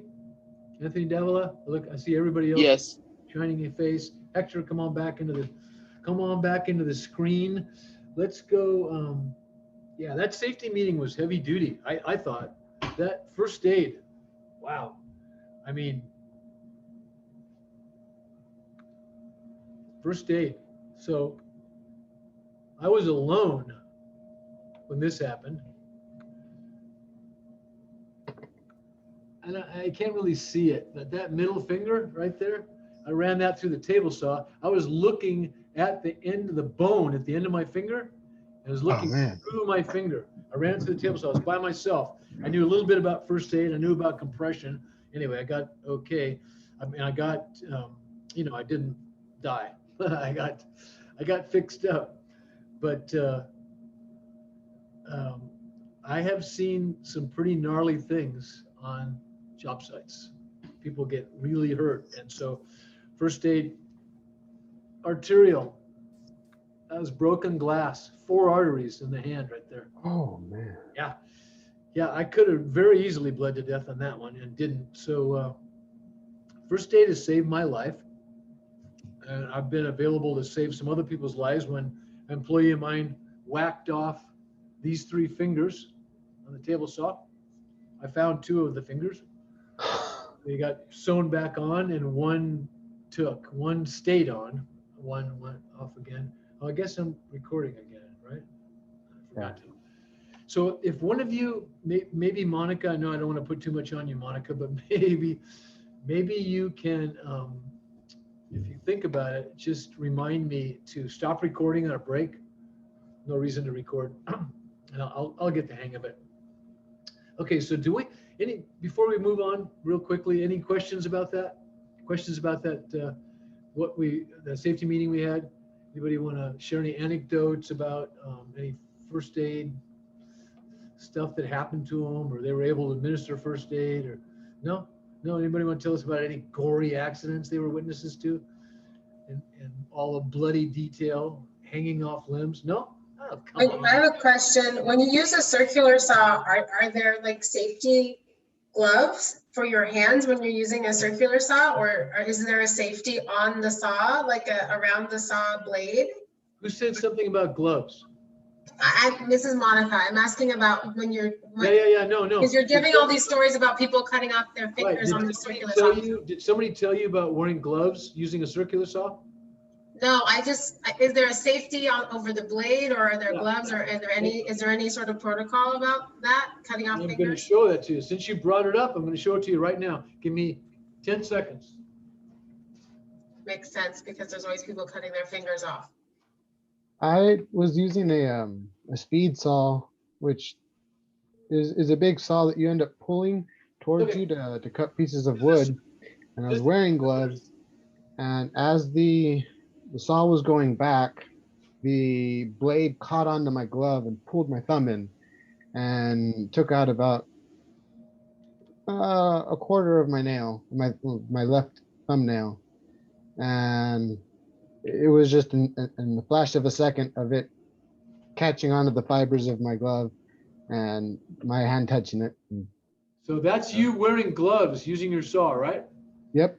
Okay, so I'm going to comment on 2 things that Monica brought up. Very good things. And Francisco, thank you so much for telling us about that, because I like to wear gloves a lot because I'm old and I take aspirin for my arteriosclerosis and I bruise really easily. So if I keep gloves on while I'm doing things, it really helps me from wrecking my hands, because right now my hands are in fairly good shape. But The only time I would ever use gloves using a skill saw is if it was so cold outside I couldn't feel my hands, because I want to feel the saw and I don't want a piece of glove getting in the way. But Monica, to answer your question, this is a skill saw where a worm drive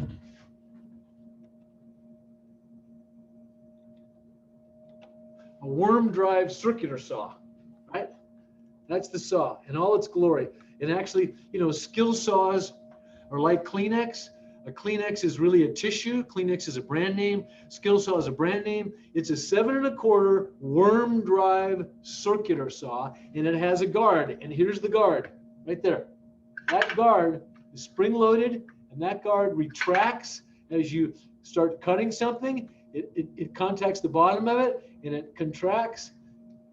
The blade's now as dangerous as it gets, and when you're through the cut, it drops back down. Okay, some carpenters, a lot of carpenters peg their guard or even take the guard off, peg it with a wedge or some kind of a shim, so they have better access to the blade. It's very dangerous. Don't do it. Skill saws can really, really hurt you, and they have a guard. And again, gloves can get in the way.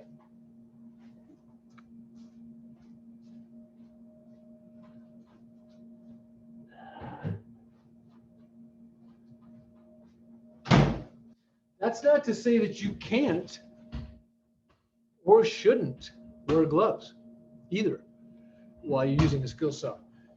Just use nice tight gloves. Francisco had sounded like a loose glove fiber that pulled his finger towards the saw, which is a real drag. And that's why you gotta, like, I don't use any of my saws with this hanging on me, or I try to take my rings and watch off so nothing can get caught.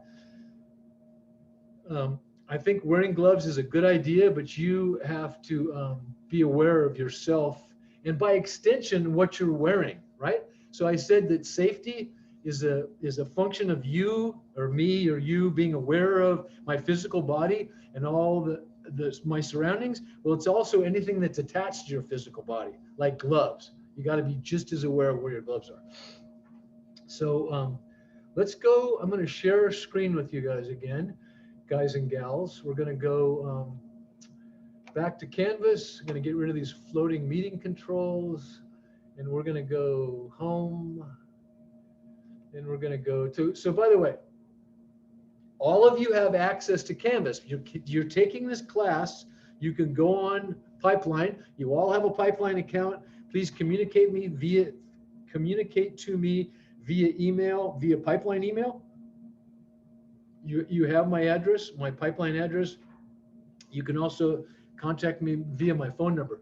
But when you get on Canvas, click on the class that shows my living room, and you'll see this screen.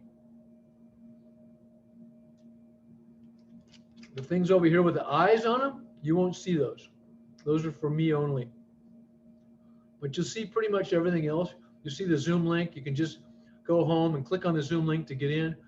And then here's week 1. That's today, 3/16. We're not going to get through everything. We just did the safety meeting. Just so if you wanted to know it, you could click on my lesson plan and bring it up.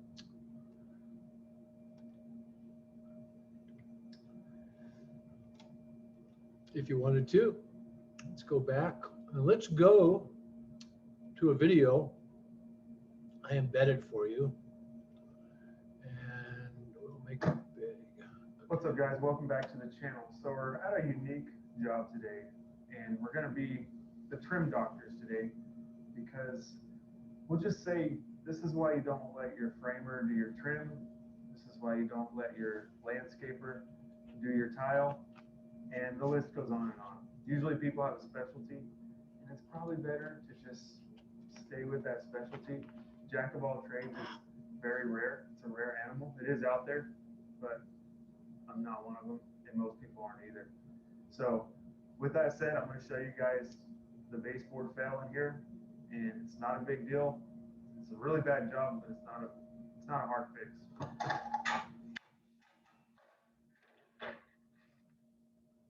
So this guy is pretty well tooled as a finish guy. So take a look at the tooling because we're going to talk a little bit about tooling. We're going to talk a lot about tooling, actually, over the course of this class. You'll hear more and more about tools, but this guy's really well tooled. Just take a look and maybe jot down anything that you don't recognize and you can ask me about. It's only 8 minutes long, and I'll probably fast forward through some of it. So what I like to do with these crown stops is just put them in position so they hold the base up against the fence. So I'll take a piece of base, set it on the saw, and then push this stop up against it. And then when I go to make my miters, that's going to prevent any kind of bowing out. It's going to just keep it nice and straight up against the fence. And that's going to make for a cleaner install, because there's one corner in there in particular that was basically a miter that just went horribly wrong when it was cut on the saw. I could tell that that piece of molding in there was not up against the fence when it was cut. So now when we put our base up against the fence of our saw, you just push this crown stop up against the base, tighten it, and now every time you drop your base in there, like I'm not even holding it anymore, and that's just one. I can do this side as well. You know, you're gonna have to keep your hand against it to push it up against the fence, but it's not gonna really allow it to tilt. And you can see I can slide this 16-foot piece to the end and have one crown stop hold it. I'm not even holding it. So that's a really cool trick. Once I started doing that, I was able to be more efficient by myself, which is good because I'm going to be cutting here all day while John installs. So I won't need that extra hand to hold those pieces on me. All right, I'm going to tell you that he's cutting baseboard standing straight up and down, which is how we used to cut baseboard. We can now cut it on the flat, so it's laying on its back. And when we get to the miter saw, at some other point, not today, I'll tell you about that. Especially if somebody reminds me of how to cut moldings flat on the sliding compound saw. And we'll go in here and I'll show you guys what's going on. Some of the miters where they come together are just absolutely just bad. And I'm not saying that in a condescending way. These were framers who installed this base. And trust me, you don't want these. No! So this isn't just a trash talk, but this is what I was talking about, and how the board doesn't sit up against the saw. Okay.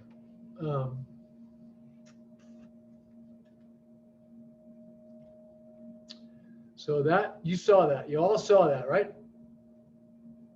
Yeah, I bet you did. That's an unacceptable miter. It's an unacceptable joint. It never should have been done that way. And maybe I'll circle back to this at some point, because this guy's going to cope the inside corner. So you may not, the vocabulary may not mean much to you right now, but just suffice to say that baseboard, and I think you all know what baseboard is. It's the trim that goes on the wall and drops down to the floor. It protects the bottom of the walls. My mom used to call them mop boards. They can have a profile on them. They can be flat. They can be very simple. They can be very complicated.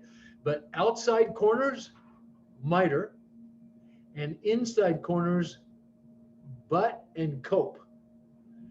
And most of you probably don't know what I mean when I say cope, but I'll show you how he copes a joint, and we'll talk about coping a joint.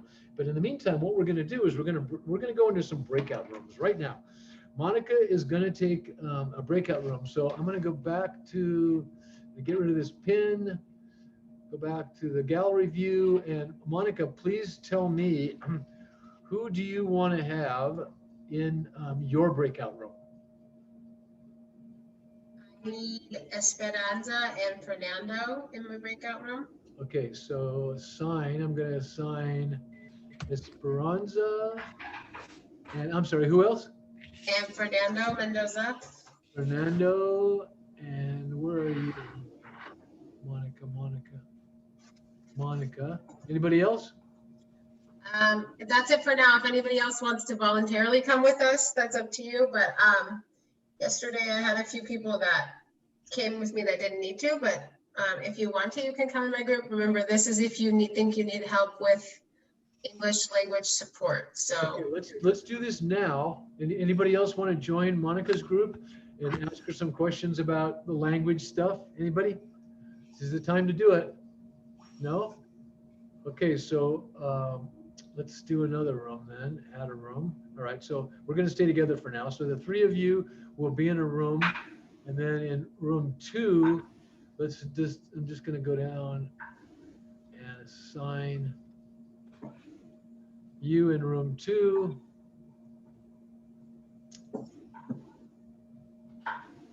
And then the rest of you will be in room 3. So here's what we're gonna do. We're going to, I'm gonna put you in your rooms, and Monica's gonna do what she does with the people in her room. And then I would like the rest of you in the 2 different rooms to just, again, I know Patrick did this yesterday, but I would like you to get to know each other better and talk a little bit about, where you're from, where you went to high school, what the last job you worked was. Again, talk about what your career plans and how you hope to get there. Your past schooling, your hopes, your dreams. Talk about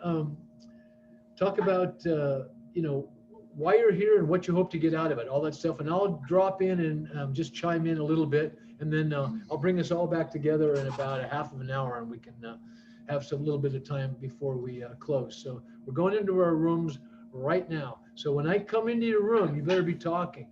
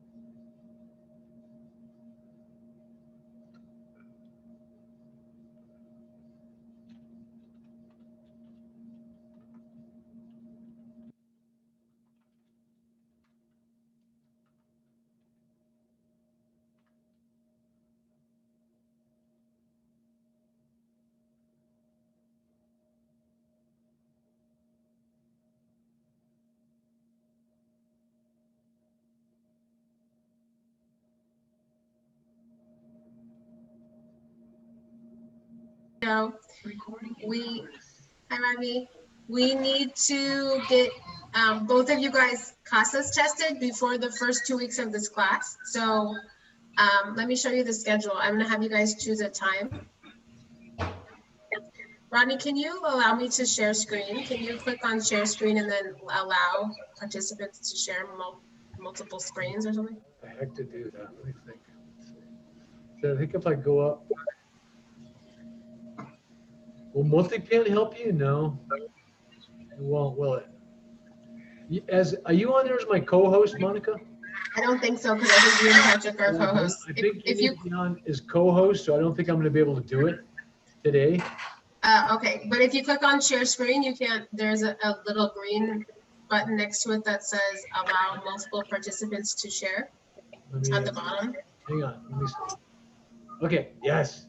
So advanced sharing options or multiple participants? Multiple participants. Okay, it's activated. Thank you. All right, so what we have to do is get Esperanza and Fernando tested within the first 2 weeks. So they need an entry level test. So this is the schedule. Este es el horario, Esperanza and Christina. So the testers are available in the afternoon. The second of 4 brothers, I'm the only sister, so I'm kind of manly. That's why I don't care what kind of job I get. So I usually do labor for like guys. I have 2 kids and they're all girls. And I have an older brother who is a CPA and graduate in the University of Santa Barbara. So I have a lot to achieve since my older brother already is a CPA and is an accountant. I haven't done nothing. I didn't graduate college. I just had babies and I went to work. So I really need to do something because my kids are about to go to college. So That's sounds awesome. It is. And I want to chime in because I heard the end of that, Carla. And I want to tell you that raising kids is like the people that raise their children are the unsung heroes. Believe me, I know because I raised kids and yet I was the breadwinner. So really I left it to my wife. Man, if it was up to me, I don't think I could have done it. So I don't think you're giving yourself enough credit. You're raising kids. That's a lot, man. But it's because good. my It's brother good is that a CPA and he got a scholarship in University of Santa Barbara. I gotta walk up behind that, sir. It's really hard. Hey, well, it's good. You're inspired. It's good to be inspired.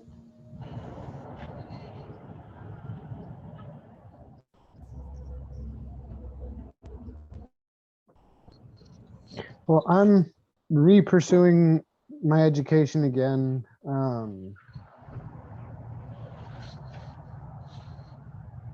I grew up in the system and ended up getting my GED in Pleasant Valley. Um, Actually, no, I got my GED in Susanville, and then I ended up applying for Feather River College. After getting out, I went to Hancock, and I didn't realize how stressful it was being outside of an institution and around other people. And well, I've had quite a few failures to launch when it comes to my education, and I'm really hoping that I can make it work this time.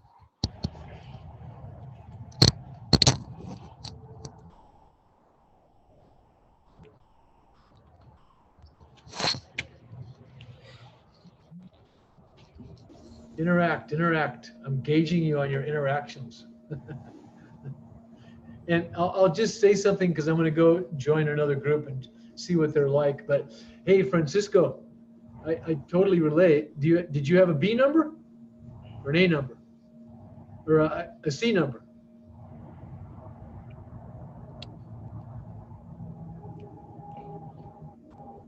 You got to unmute.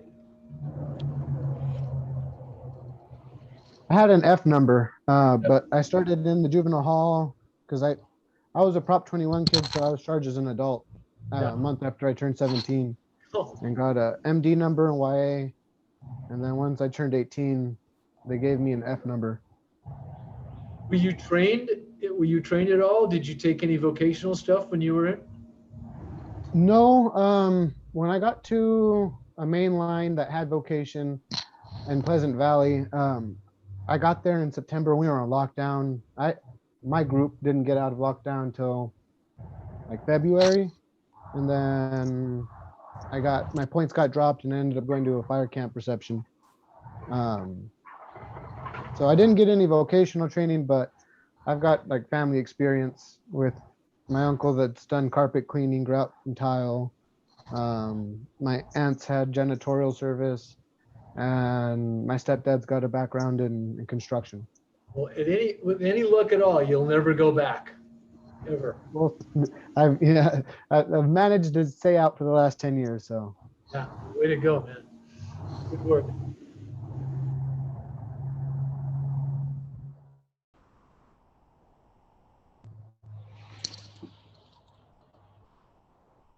You guys need to yuck it up.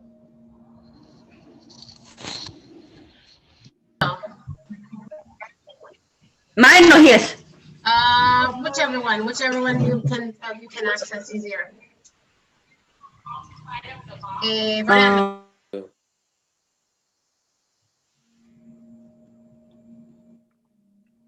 If you wouldn't mind, I can send you some information, Israel. My girlfriend's actually a social worker, and she works with a lot of people, helping them find jobs too. Oh yeah, that'll be nice. Yeah, she's the one that actually told me about this program. Oh, okay. So I'll send you some information if you like. Yeah, yeah, for sure. Thank you. For sure.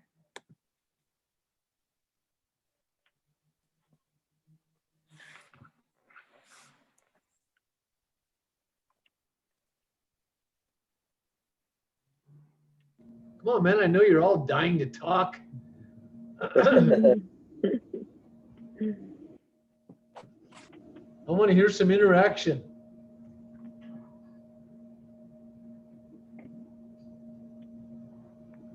Anybody? Yeah, hopes, dreams, man. Let's hear about your hopes and dreams. We want to learn about finishing work. What's that? Was that you, Luis? What you say? What did you just say? I said we wanted to learn about finish work. We were excited about it. Yeah. Hey, well, you know what? You came to the right place. Yeah, I don't think I've ever done. I know with tile, it's similar to because we have to do tile-based boards sometimes. Yeah. I know the mitering is definitely challenging for some people. So I'm excited to get like refreshed about it. Yeah, if you get your chops down and understand finish work, finish carpentry, you know, with woodworking, then you'll understand a lot more about the other trades, including tile work, which not to say anything negative about tile work, because I can't and wouldn't. It's just that you know, cutting pieces of tile for baseboards where you have grout joints from 1/8 to even as much as a 1/2 inch of grout joint, it's a little bit of slop. You got a little bit of slop. Now, that's not to say you don't have to be precise in tile work, because you do. But in finished carpentry, the tolerances are a lot tighter. Of course, you're working with woods, right? That you can sand and carve. You can't do that as easy on tile. I know stone though is you also have to be precise on your corner cuts. Well, listen, tile work has to be precise, period. And it has to, the layout has to be right. And you really have to know your stuff. But the tolerances in woodworking are typically tighter. So in other words, you don't see any tiled doors, right? You don't see any tiled doors for a whole lot of reasons. Doors are wood, so they can be shaped because they've got to fit with an 1/8 inch reveal all the way around them. And they've got to open and close and take hinges. You know, tile work is great for baths, showers, floors, countertops, etc. And it takes a certain amount of precision, but finished carpentry takes precision to a whole other level. And this is something I haven't said to the whole class before, but carpenters are the kings of construction. And finished carpenters are the gods of construction, because they got the whole picture. The carpenter should have the whole picture from forming to finish. And so they know where every piece goes. And that's what a good carpenter understands, is he understands the whole job and the process of the job and the process of how things go together and the timing of what goes when. Because critical path is really important. But I don't want to talk over you guys. I want you guys to talk. I'm going to mute myself and turn this stupid heater off.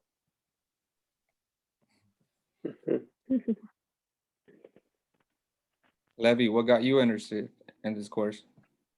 I know you my brother told me about that course because he works in center. I don't know his job, but he helps people to get jobs in. So he's like social work? Yeah. Nice. And he told me to get this education.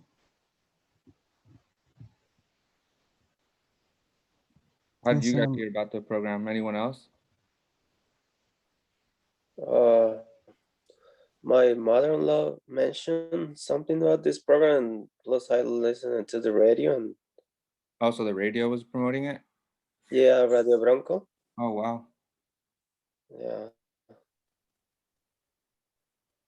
That's what I heard about this program. What about you, Jakub?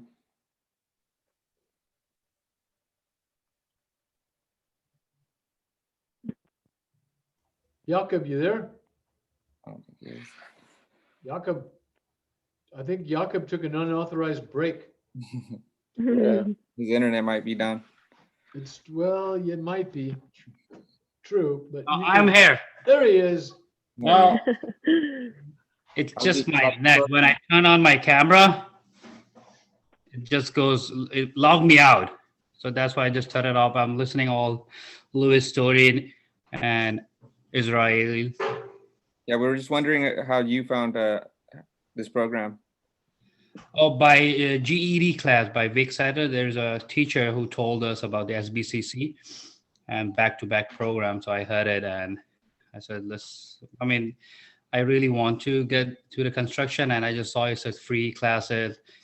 And the most exciting word was they will pay you $200. So right on, right on. I'm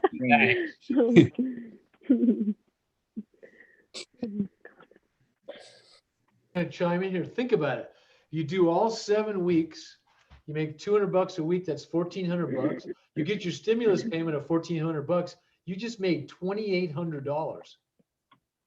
That's some decent scratch. You could do some stuff with that. You could give it all to me, and if all 17 people gave it to me, I'd be rich. But you could pay your rent, you could buy tools, you could do all kinds of stuff. It's a pretty good deal, really. I like it.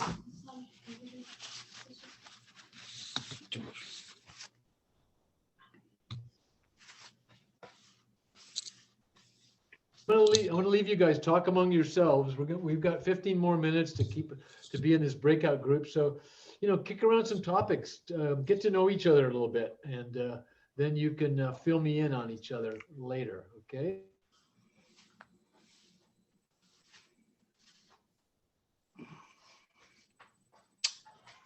Do any of you guys have pets?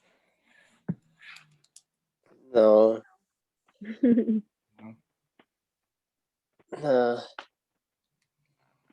Not me. I have a dog, but he loves to sleep. I do too. Yes.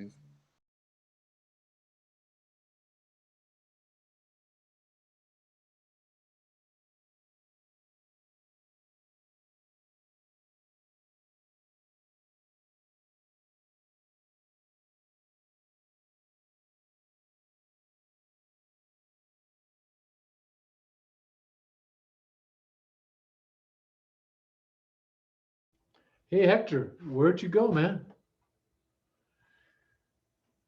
Well, okay.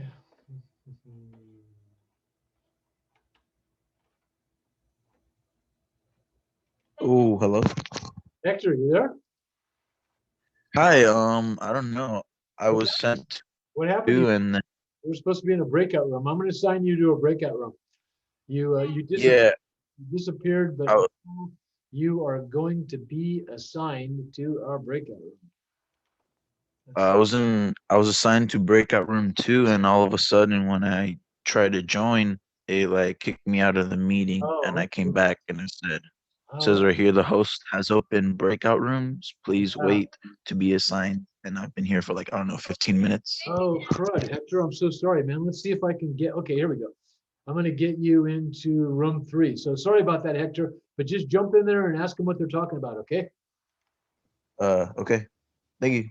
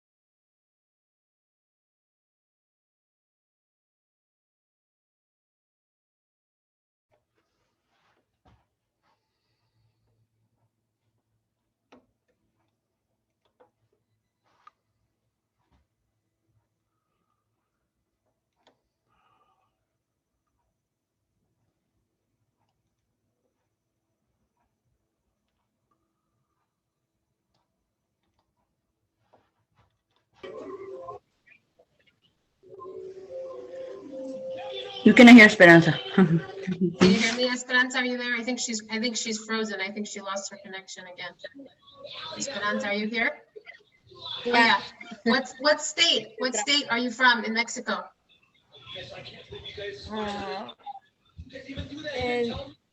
Michoacán, Guerrero. What state are you from? Puebla. Puebla. Oh, Puebla. So Puebla's in the south, right? The south? Sí. Yeah. México, Puebla. Puebla, Mexico. Okay, good. And Christina, what about you? Are you from Michoacán or where are you from? Are you from here? Where are you born? I'm from Zacatecas. Zacatecas.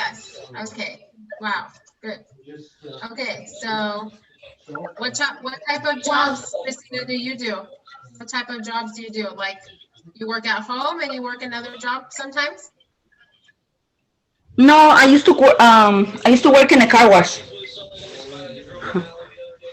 Yeah, I used to clean cars in a car wash and a milk bus. I used to be a waitress, and now I'm like whole time with Fernanda in the house. Mom, to be here. Yeah, helping with everything at home. Definitely. That's a big job. That's the most important job. Yeah, and today I have to go wash. I'm just waiting for the class to finish to start making him lunch. Yep. Okay, good. So you guys have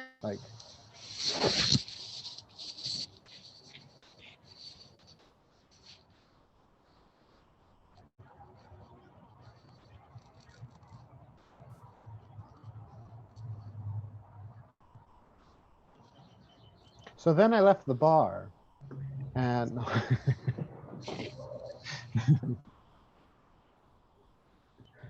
That's funny. That's very funny, Francisco. I'm hearing silence. Come on, what were you guys talking about? I mean, to be honest, I mean, we already introduced ourselves already from yesterday's. Okay. So, well, that's a good point, Anthony. Now remember, this is my first time teaching you guys, or like I said, I'm not teaching you. I'm just presenting information. But so we're going to be doing breakout rooms every day for 45 minutes, and we'll mix it up. But just you guys unmute yourselves and tell me what do you think we should be kicking around? What would you like to be kicking around with your colleagues? Different, like, there's going to be 5 or 6 of you, maybe 7 of you in a breakout room. What do you think we should have for topics? What would be worthwhile for you all to discuss? And I'll just throw out a couple things. Would it be worthwhile for me to say, hey, discuss the lecture, or come up with a list of tools that you'd like to have, or stuff like that? I mean, do you have any other ideas? Off the top of my head, I would like to go over.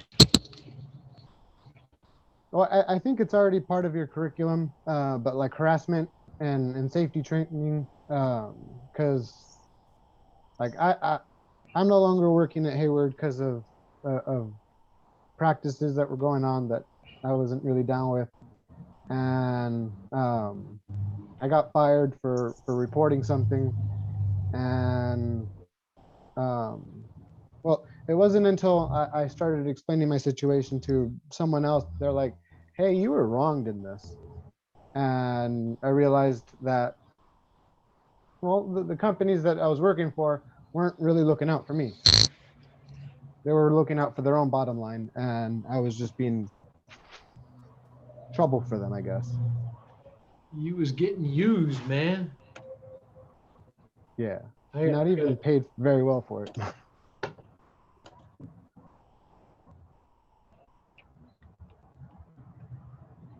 Let's talk about the square.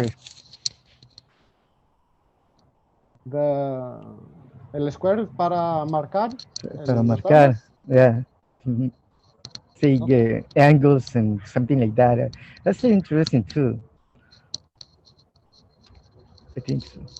Well, yeah, I mean, you must be a hands-on job.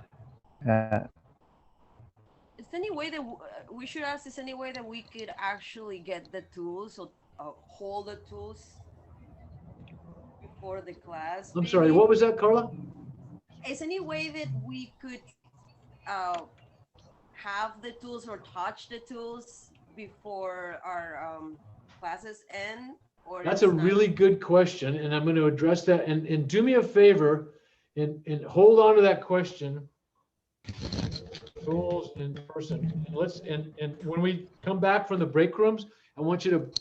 I'm going to ask you to ask that question, and I'm going to talk about it for everybody. Okay? This is a really good question. Anybody else have anything? How about just a topic like for tomorrow, or not tomorrow, but Thursday for your breakout rooms? Anything you can think of that you'd like to have as a topic? Anything you want to suggest to me to come up with as a topic for tomorrow's break room? Break room topics. What do you think? What do you think?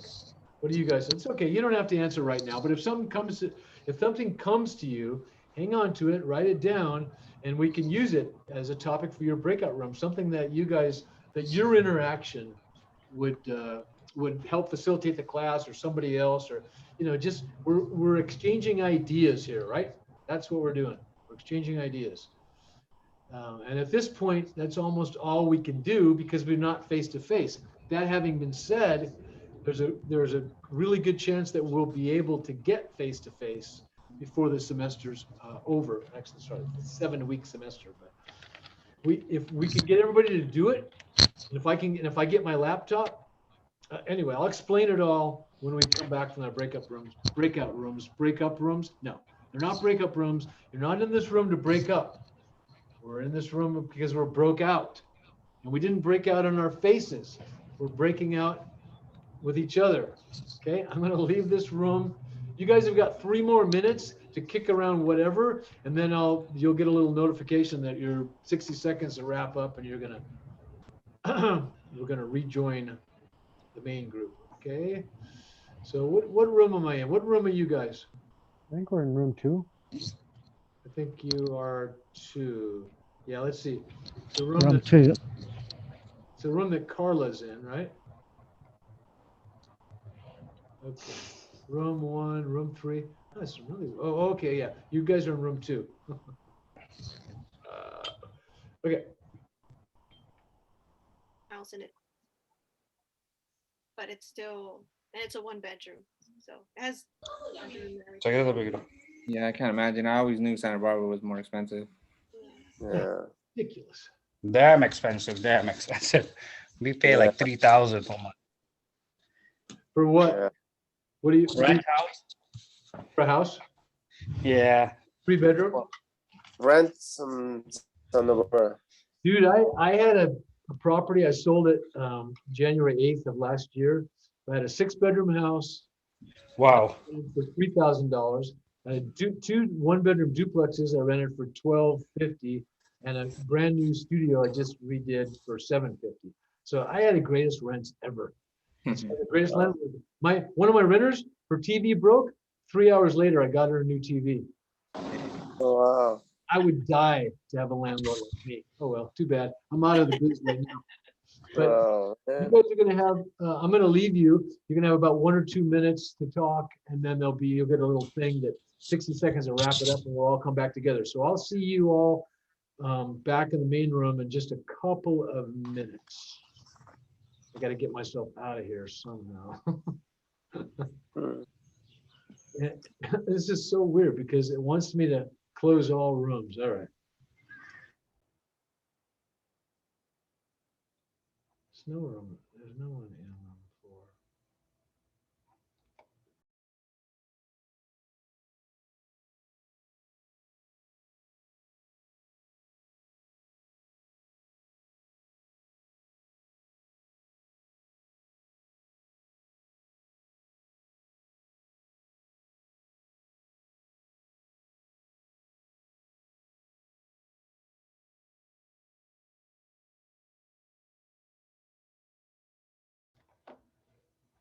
Hello.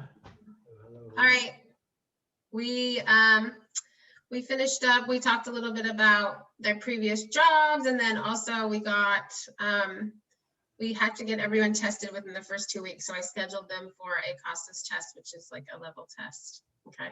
Is that a language proficiency test. Is that what that is? Yeah, it's like it's an ESL language test to see where their level is. So we need to test them within the first 2 weeks, and then week 8 or so we'll test them again to see how much their level has grown and everything. So Esperanza's gonna, do they ever go the other way?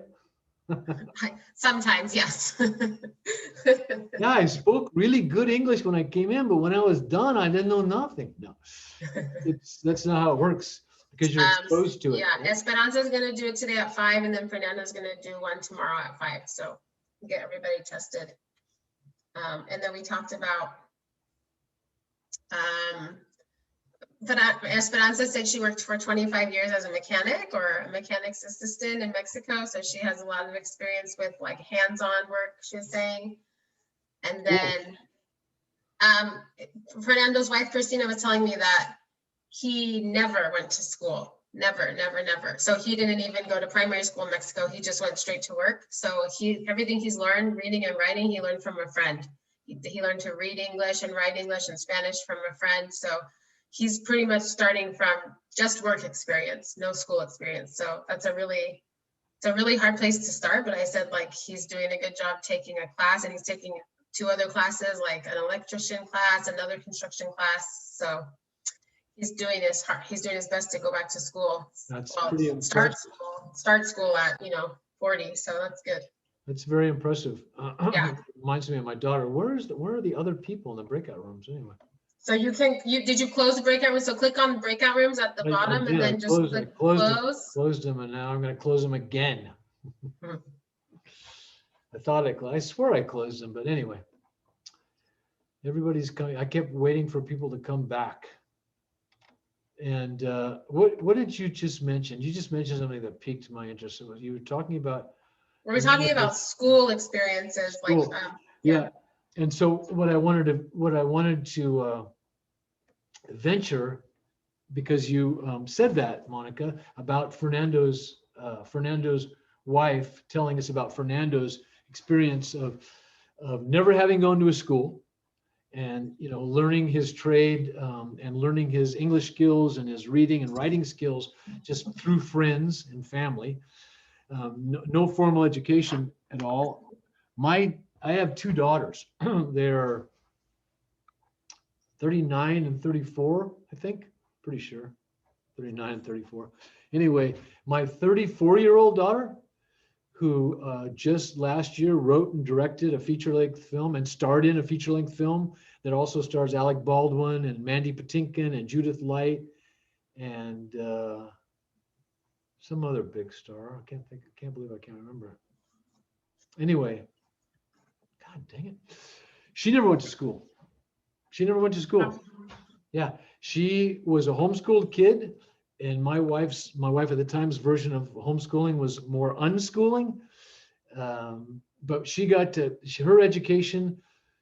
I took her to Europe for 3 months when she was 14 or 10. When she was 10, took her back to Europe with her sister when she was 14. She got to follow her dream, basically. We basically trusted her to learn what she needed to learn, what was going to be satisfying for her, and then facilitated that.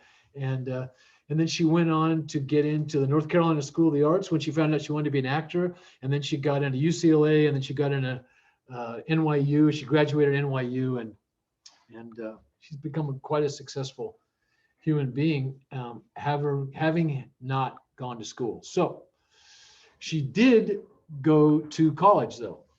She skipped all that other stuff and went right to college. So it's if you've skipped the other stuff and you're in college now, you're not alone. People do this all the time, and you can do it. And really, here's the thing. Talk's cheap, and I should know because I'm quite the talker. You can say anything, right? People can talk a good game, and I'm sure you know people that talk really well and tell you all kinds of things. But really, it's the actions that count. It's what you do that's important. So it's cool that you tell me that you're going to show up every day on time, and that you even sign a contract, which is an action. to reiterate that you're going to show up. But really, I don't care what you say. Show me, man. Show me. Show me by your actions.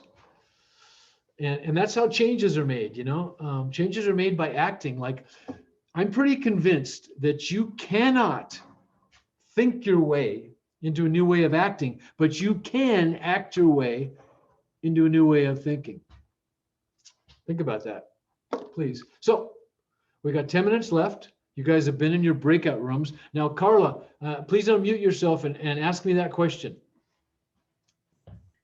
If we're gonna have, before we end our course or our classes, if we're gonna be able to hold the tools in our hands, if it's gonna be possible that. What a great question. Does anybody else have that question? Was this gonna be anything but just a bunch of Zoom tiles on the screen and me yakking and showing you stuff and showing you videos? I sure hope so, because my classes, since the pandemic, I have signed up for hybrid classes.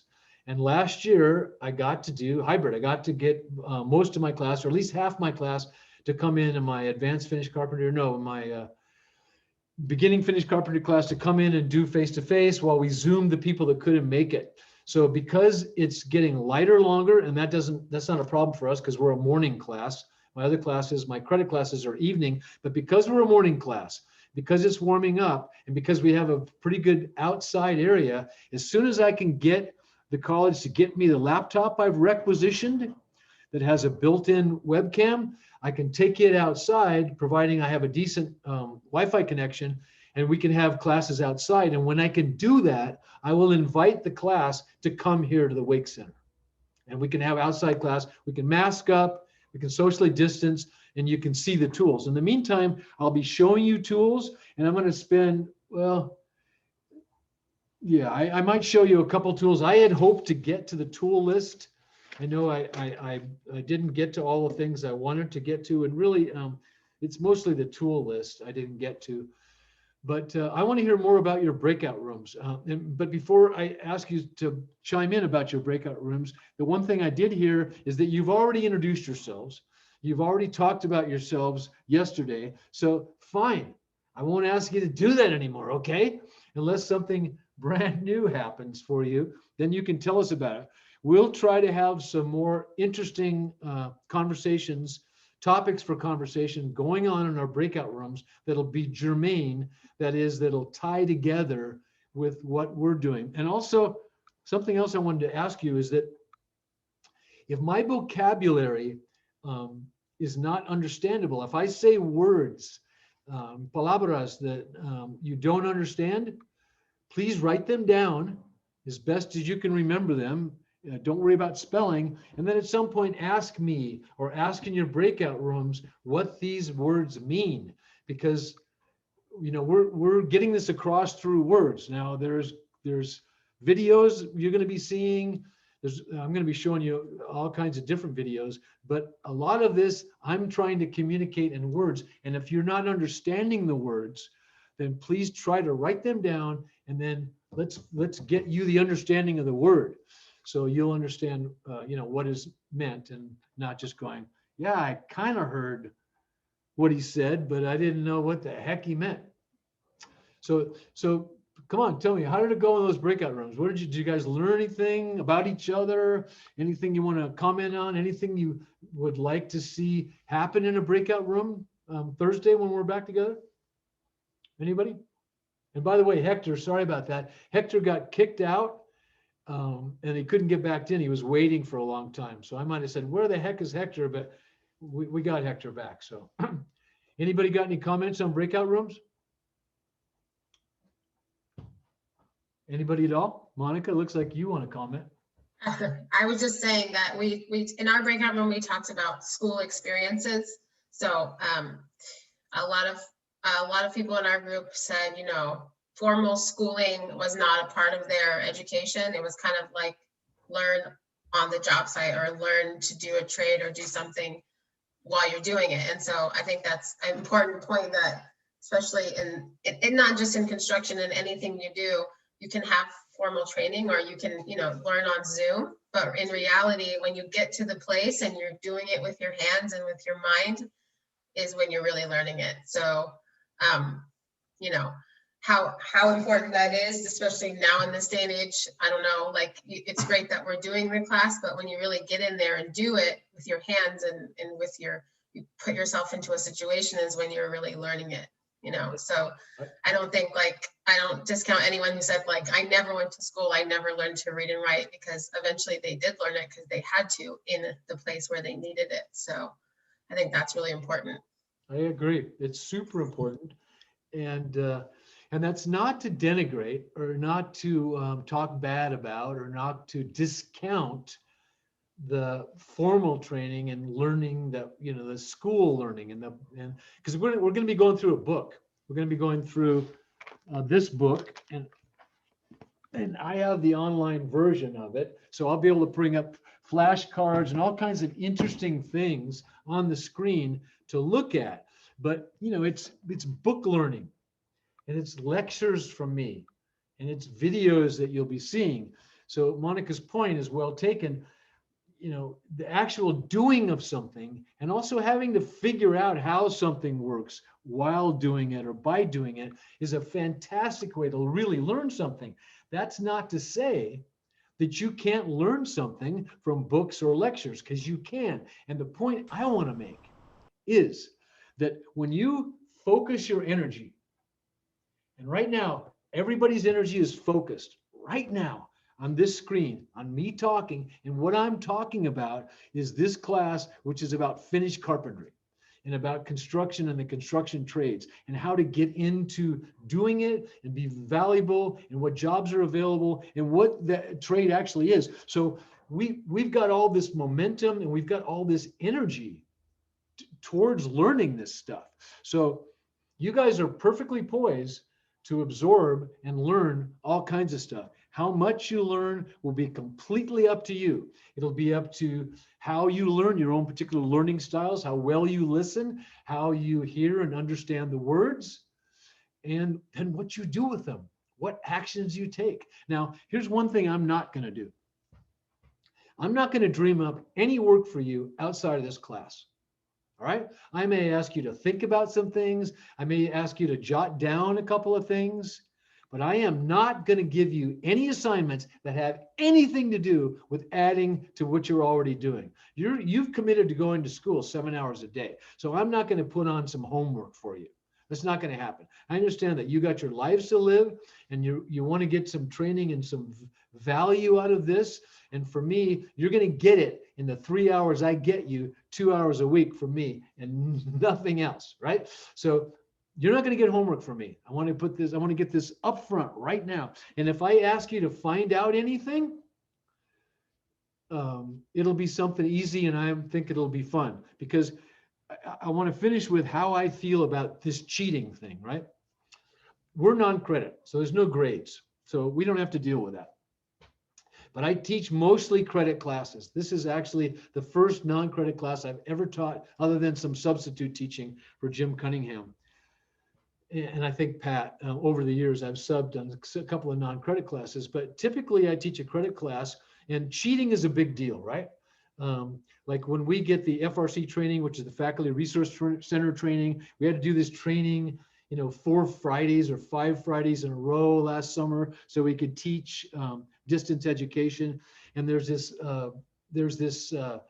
program called Proctorio. And I don't know if any of you are interested or familiar with it or have used it, but it's a piece of software that you get your students to agree to use. And when they take tests online, your test, asynchronous or synchronous, that is class at a particular time or whenever you can get to Canvas and click on it, that when Proctorio's on, Proctorio watches you and they count your eye blinks.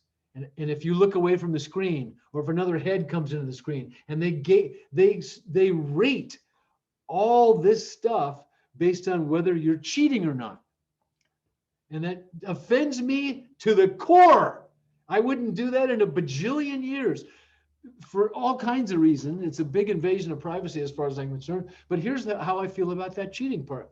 Like, you have to, there's a requisite amount of integrity expected of you if you're in a classroom and you're next to people taking a test that you don't copy from their tests. That's a given. But I'm going to ask you questions. And if I'm testing you, which in this case, I'm not going to be testing you, but if I'm testing you and I'm testing you to elicit that knowledge that you have in your head and you don't have the answer to that question, does it serve me or you just by marking it wrong because you don't have the answer? No, I want you to find the answer. That's why all my tests are open book. That's why you can go to Canvas and go to the Zoom recordings and try to find the answers, because by finding an answer that you don't know, you are going to learn more about that question and answer than you possibly could if you just had it in your head. So that's my take on cheating. We've run a minute after, and I want to tell you that I just love being with all of you. I love meeting all of you for the first time. I can't wait to see you on Thursday. When we shut this down, I'm going to walk out that door. My wife's going to meet me. We're going to uncover my 33-foot Winnebago fifth wheel. We're going to hitch it up to my truck. We're going to pull it over to Rancho Oso, and that's where we'll be living for the next 2 weeks. Out in the woods, baby. But I'll be back in here to see you guys the day after tomorrow. Okay? Take good care of yourselves. I have a question. Monica, stick around for 1 minute, okay? I have a question. Shoot, fire away. We have classes tomorrow or no? Not my class, but you guys do have a class tomorrow at 9 a.m. with Patrick. Okay. Same Zoom link. Okay. Okay, so if you go to the Canvas, whatever Zoom link you use today and the one you used yesterday, same Zoom link tomorrow with Patrick, 9 o'clock. And then the next day with me, 9 o'clock. Okay. Thank you. Thank you. You're welcome. Bye, guys. See you tomorrow. Hi, guys. See you tomorrow. Good job today. See you Thursday. Excellent job. Bye. Excellent, excellent, excellent, Bye. excellent, excellent, excellent job. So, Bye, Israel. Bye. Bye, Monica. bye. See you tomorrow. See you tomorrow. Bye, Bye, Esperanza. Bye, Gerardo. Bye, Esperanza. Don't forget about your test at 5. Yeah, Bye. don't forget See you. Esperanza. Bye. Bye, Gerardo. Hey, Rodney, do you have Esperanza's K number? Do you have the roster in front of you? Yeah. Can I have her K number for her test? I need it for this afternoon. Ready? Yeah. 007 Uh-huh. 23030. Okay. K007333030. 30. No, 723 Okay. 030. Okay. 007233030. Okay. Got it. Yeah. Thank you. Okay. So All right. how'd you think that went? Good. Very good. Yeah. I think the students are. I think it's good that there are 2 teachers. It's kind of like 2 different styles and two kind of different classes, which is not too monotonous. I think it's nice that you guys are splitting the class. And everybody seems to be like, it's nice that people chimed in with, personal anecdotes and some stories today. That was nice. It's good. It's nice. People feel relatively comfortable, and I think it's good that you get Pat's personality and then my personality. Because Totally. really we're completely different, and yet I'm telling you, Pat is he's got such a plethora of knowledge, and he's such a great educator too. So nice thumb there, Israel. Yeah. Anyway, so I'll see you on Thursday, Monica, and I'll. Okay, see are you gonna join us from Rancho Oso, or you're gonna come back to your classroom? No, and I'll be then go back here. No, I'll be here, Okay. man. I'll be here. Is it the place with the horses? Yeah. Is that where you're going? Yeah. Oh, nice. Is it open? Oh yeah, it's been open. Oh. We belong to 1,000 Trails, so Yeah. we're there 4 months out of the year. Oh, that's nice. Our family, like our preschool co-op, we do like a family camping trip with all the families like every year in May to Rancho Oso. So The we'll pools. see are if it's great, open. aren't Maybe they? we can do it this year. We didn't do it last year, so. Yeah, it's open. They're letting 18 people at a time now. You Okay. can sign up for hour blocks for the pool area. They're letting cool. 18 people, but only families and people living together can share the hot tub. But they're making it. Yeah, you just reserve it right ahead of time. And do they have the horses and stuff out? Like they do like a horse show? Do they still do that or no? The horses are out, but there's no trail rides. Hopefully that in the next couple of months, things are going to start changing. Yeah. That's good. Right now, they're not doing the trail ride. So yeah, we love Rancho Oso. We're taking Yeah, our it's electric fun. bikes out there. We're going to be at Red Rock every day. Nice. Cool. All right. I'll see you on Yeah. Thursday. See you Thursday. Thank you. See you Bye. Thursday, Hey, Israel. Monica, I got a question. Yeah. For some reason, I can log in into my laptop on the Chromebook. Yesterday, after the break from 12 to 2:30, I couldn't get in on my afternoon class. And this morning it was so hard to get in. I have to log in into my I'm doing on my iPad because it's asking me for my password, and I punch in my password, but it says that it's not the right password. And I tried to change it, but it won't let me. Israel, can you, so there's a IT help desk that's open all day. So yeah, that actually has happened to a lot of students, like getting logged into their Chromebook. So what you can do is maybe log in on your iPad to the IT help desk, and then tell them that you can't log into your Chromebook. They can help you log in. So let me show you where the help desk, they're there all day 9 to 4. So okay. They're really, really helpful. Like every time I have a problem, they help me like in 2 minutes. Really helpful. Okay. Let's see, Zoom. Here it is, IT support. Oh, that's staff and faculty.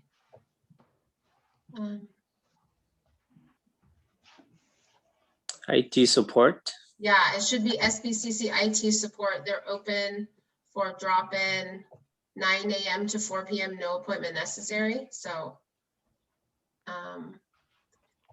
you have a Chromebook from school, right? Right. Okay, yeah, so they should be able to help you. They might be able to like reset the password or something for you. Okay. Israel. Okay. Can you see the chat, the Zoom link that I shared? SBCC No. Zoom? No? Okay, hold on. Yeah, I don't see it either. All right, let me put it up here. Can you take a screenshot of this right here?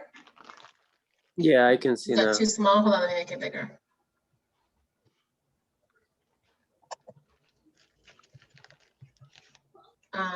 This is the Zoom session here. I don't know if, let me see if there's a different one. So this is IT. Remote IT support. All campus support. I don't know if it's the same. Do you know if it's the same Zoom link for faculty and staff and for students? I don't, I'm sorry. See, I would try to, all the emails I have say staff and faculty. Oh, here it is, technical assistance for students. Maybe this one. Dear students, virtual lab. Oh, okay, so there's also this one. This is a virtual lab. Never use Zoom, click here for instructions, computer resources. Also, if that doesn't work, you might try this one, which is, I think this one is specifically for students. This is the Zoom.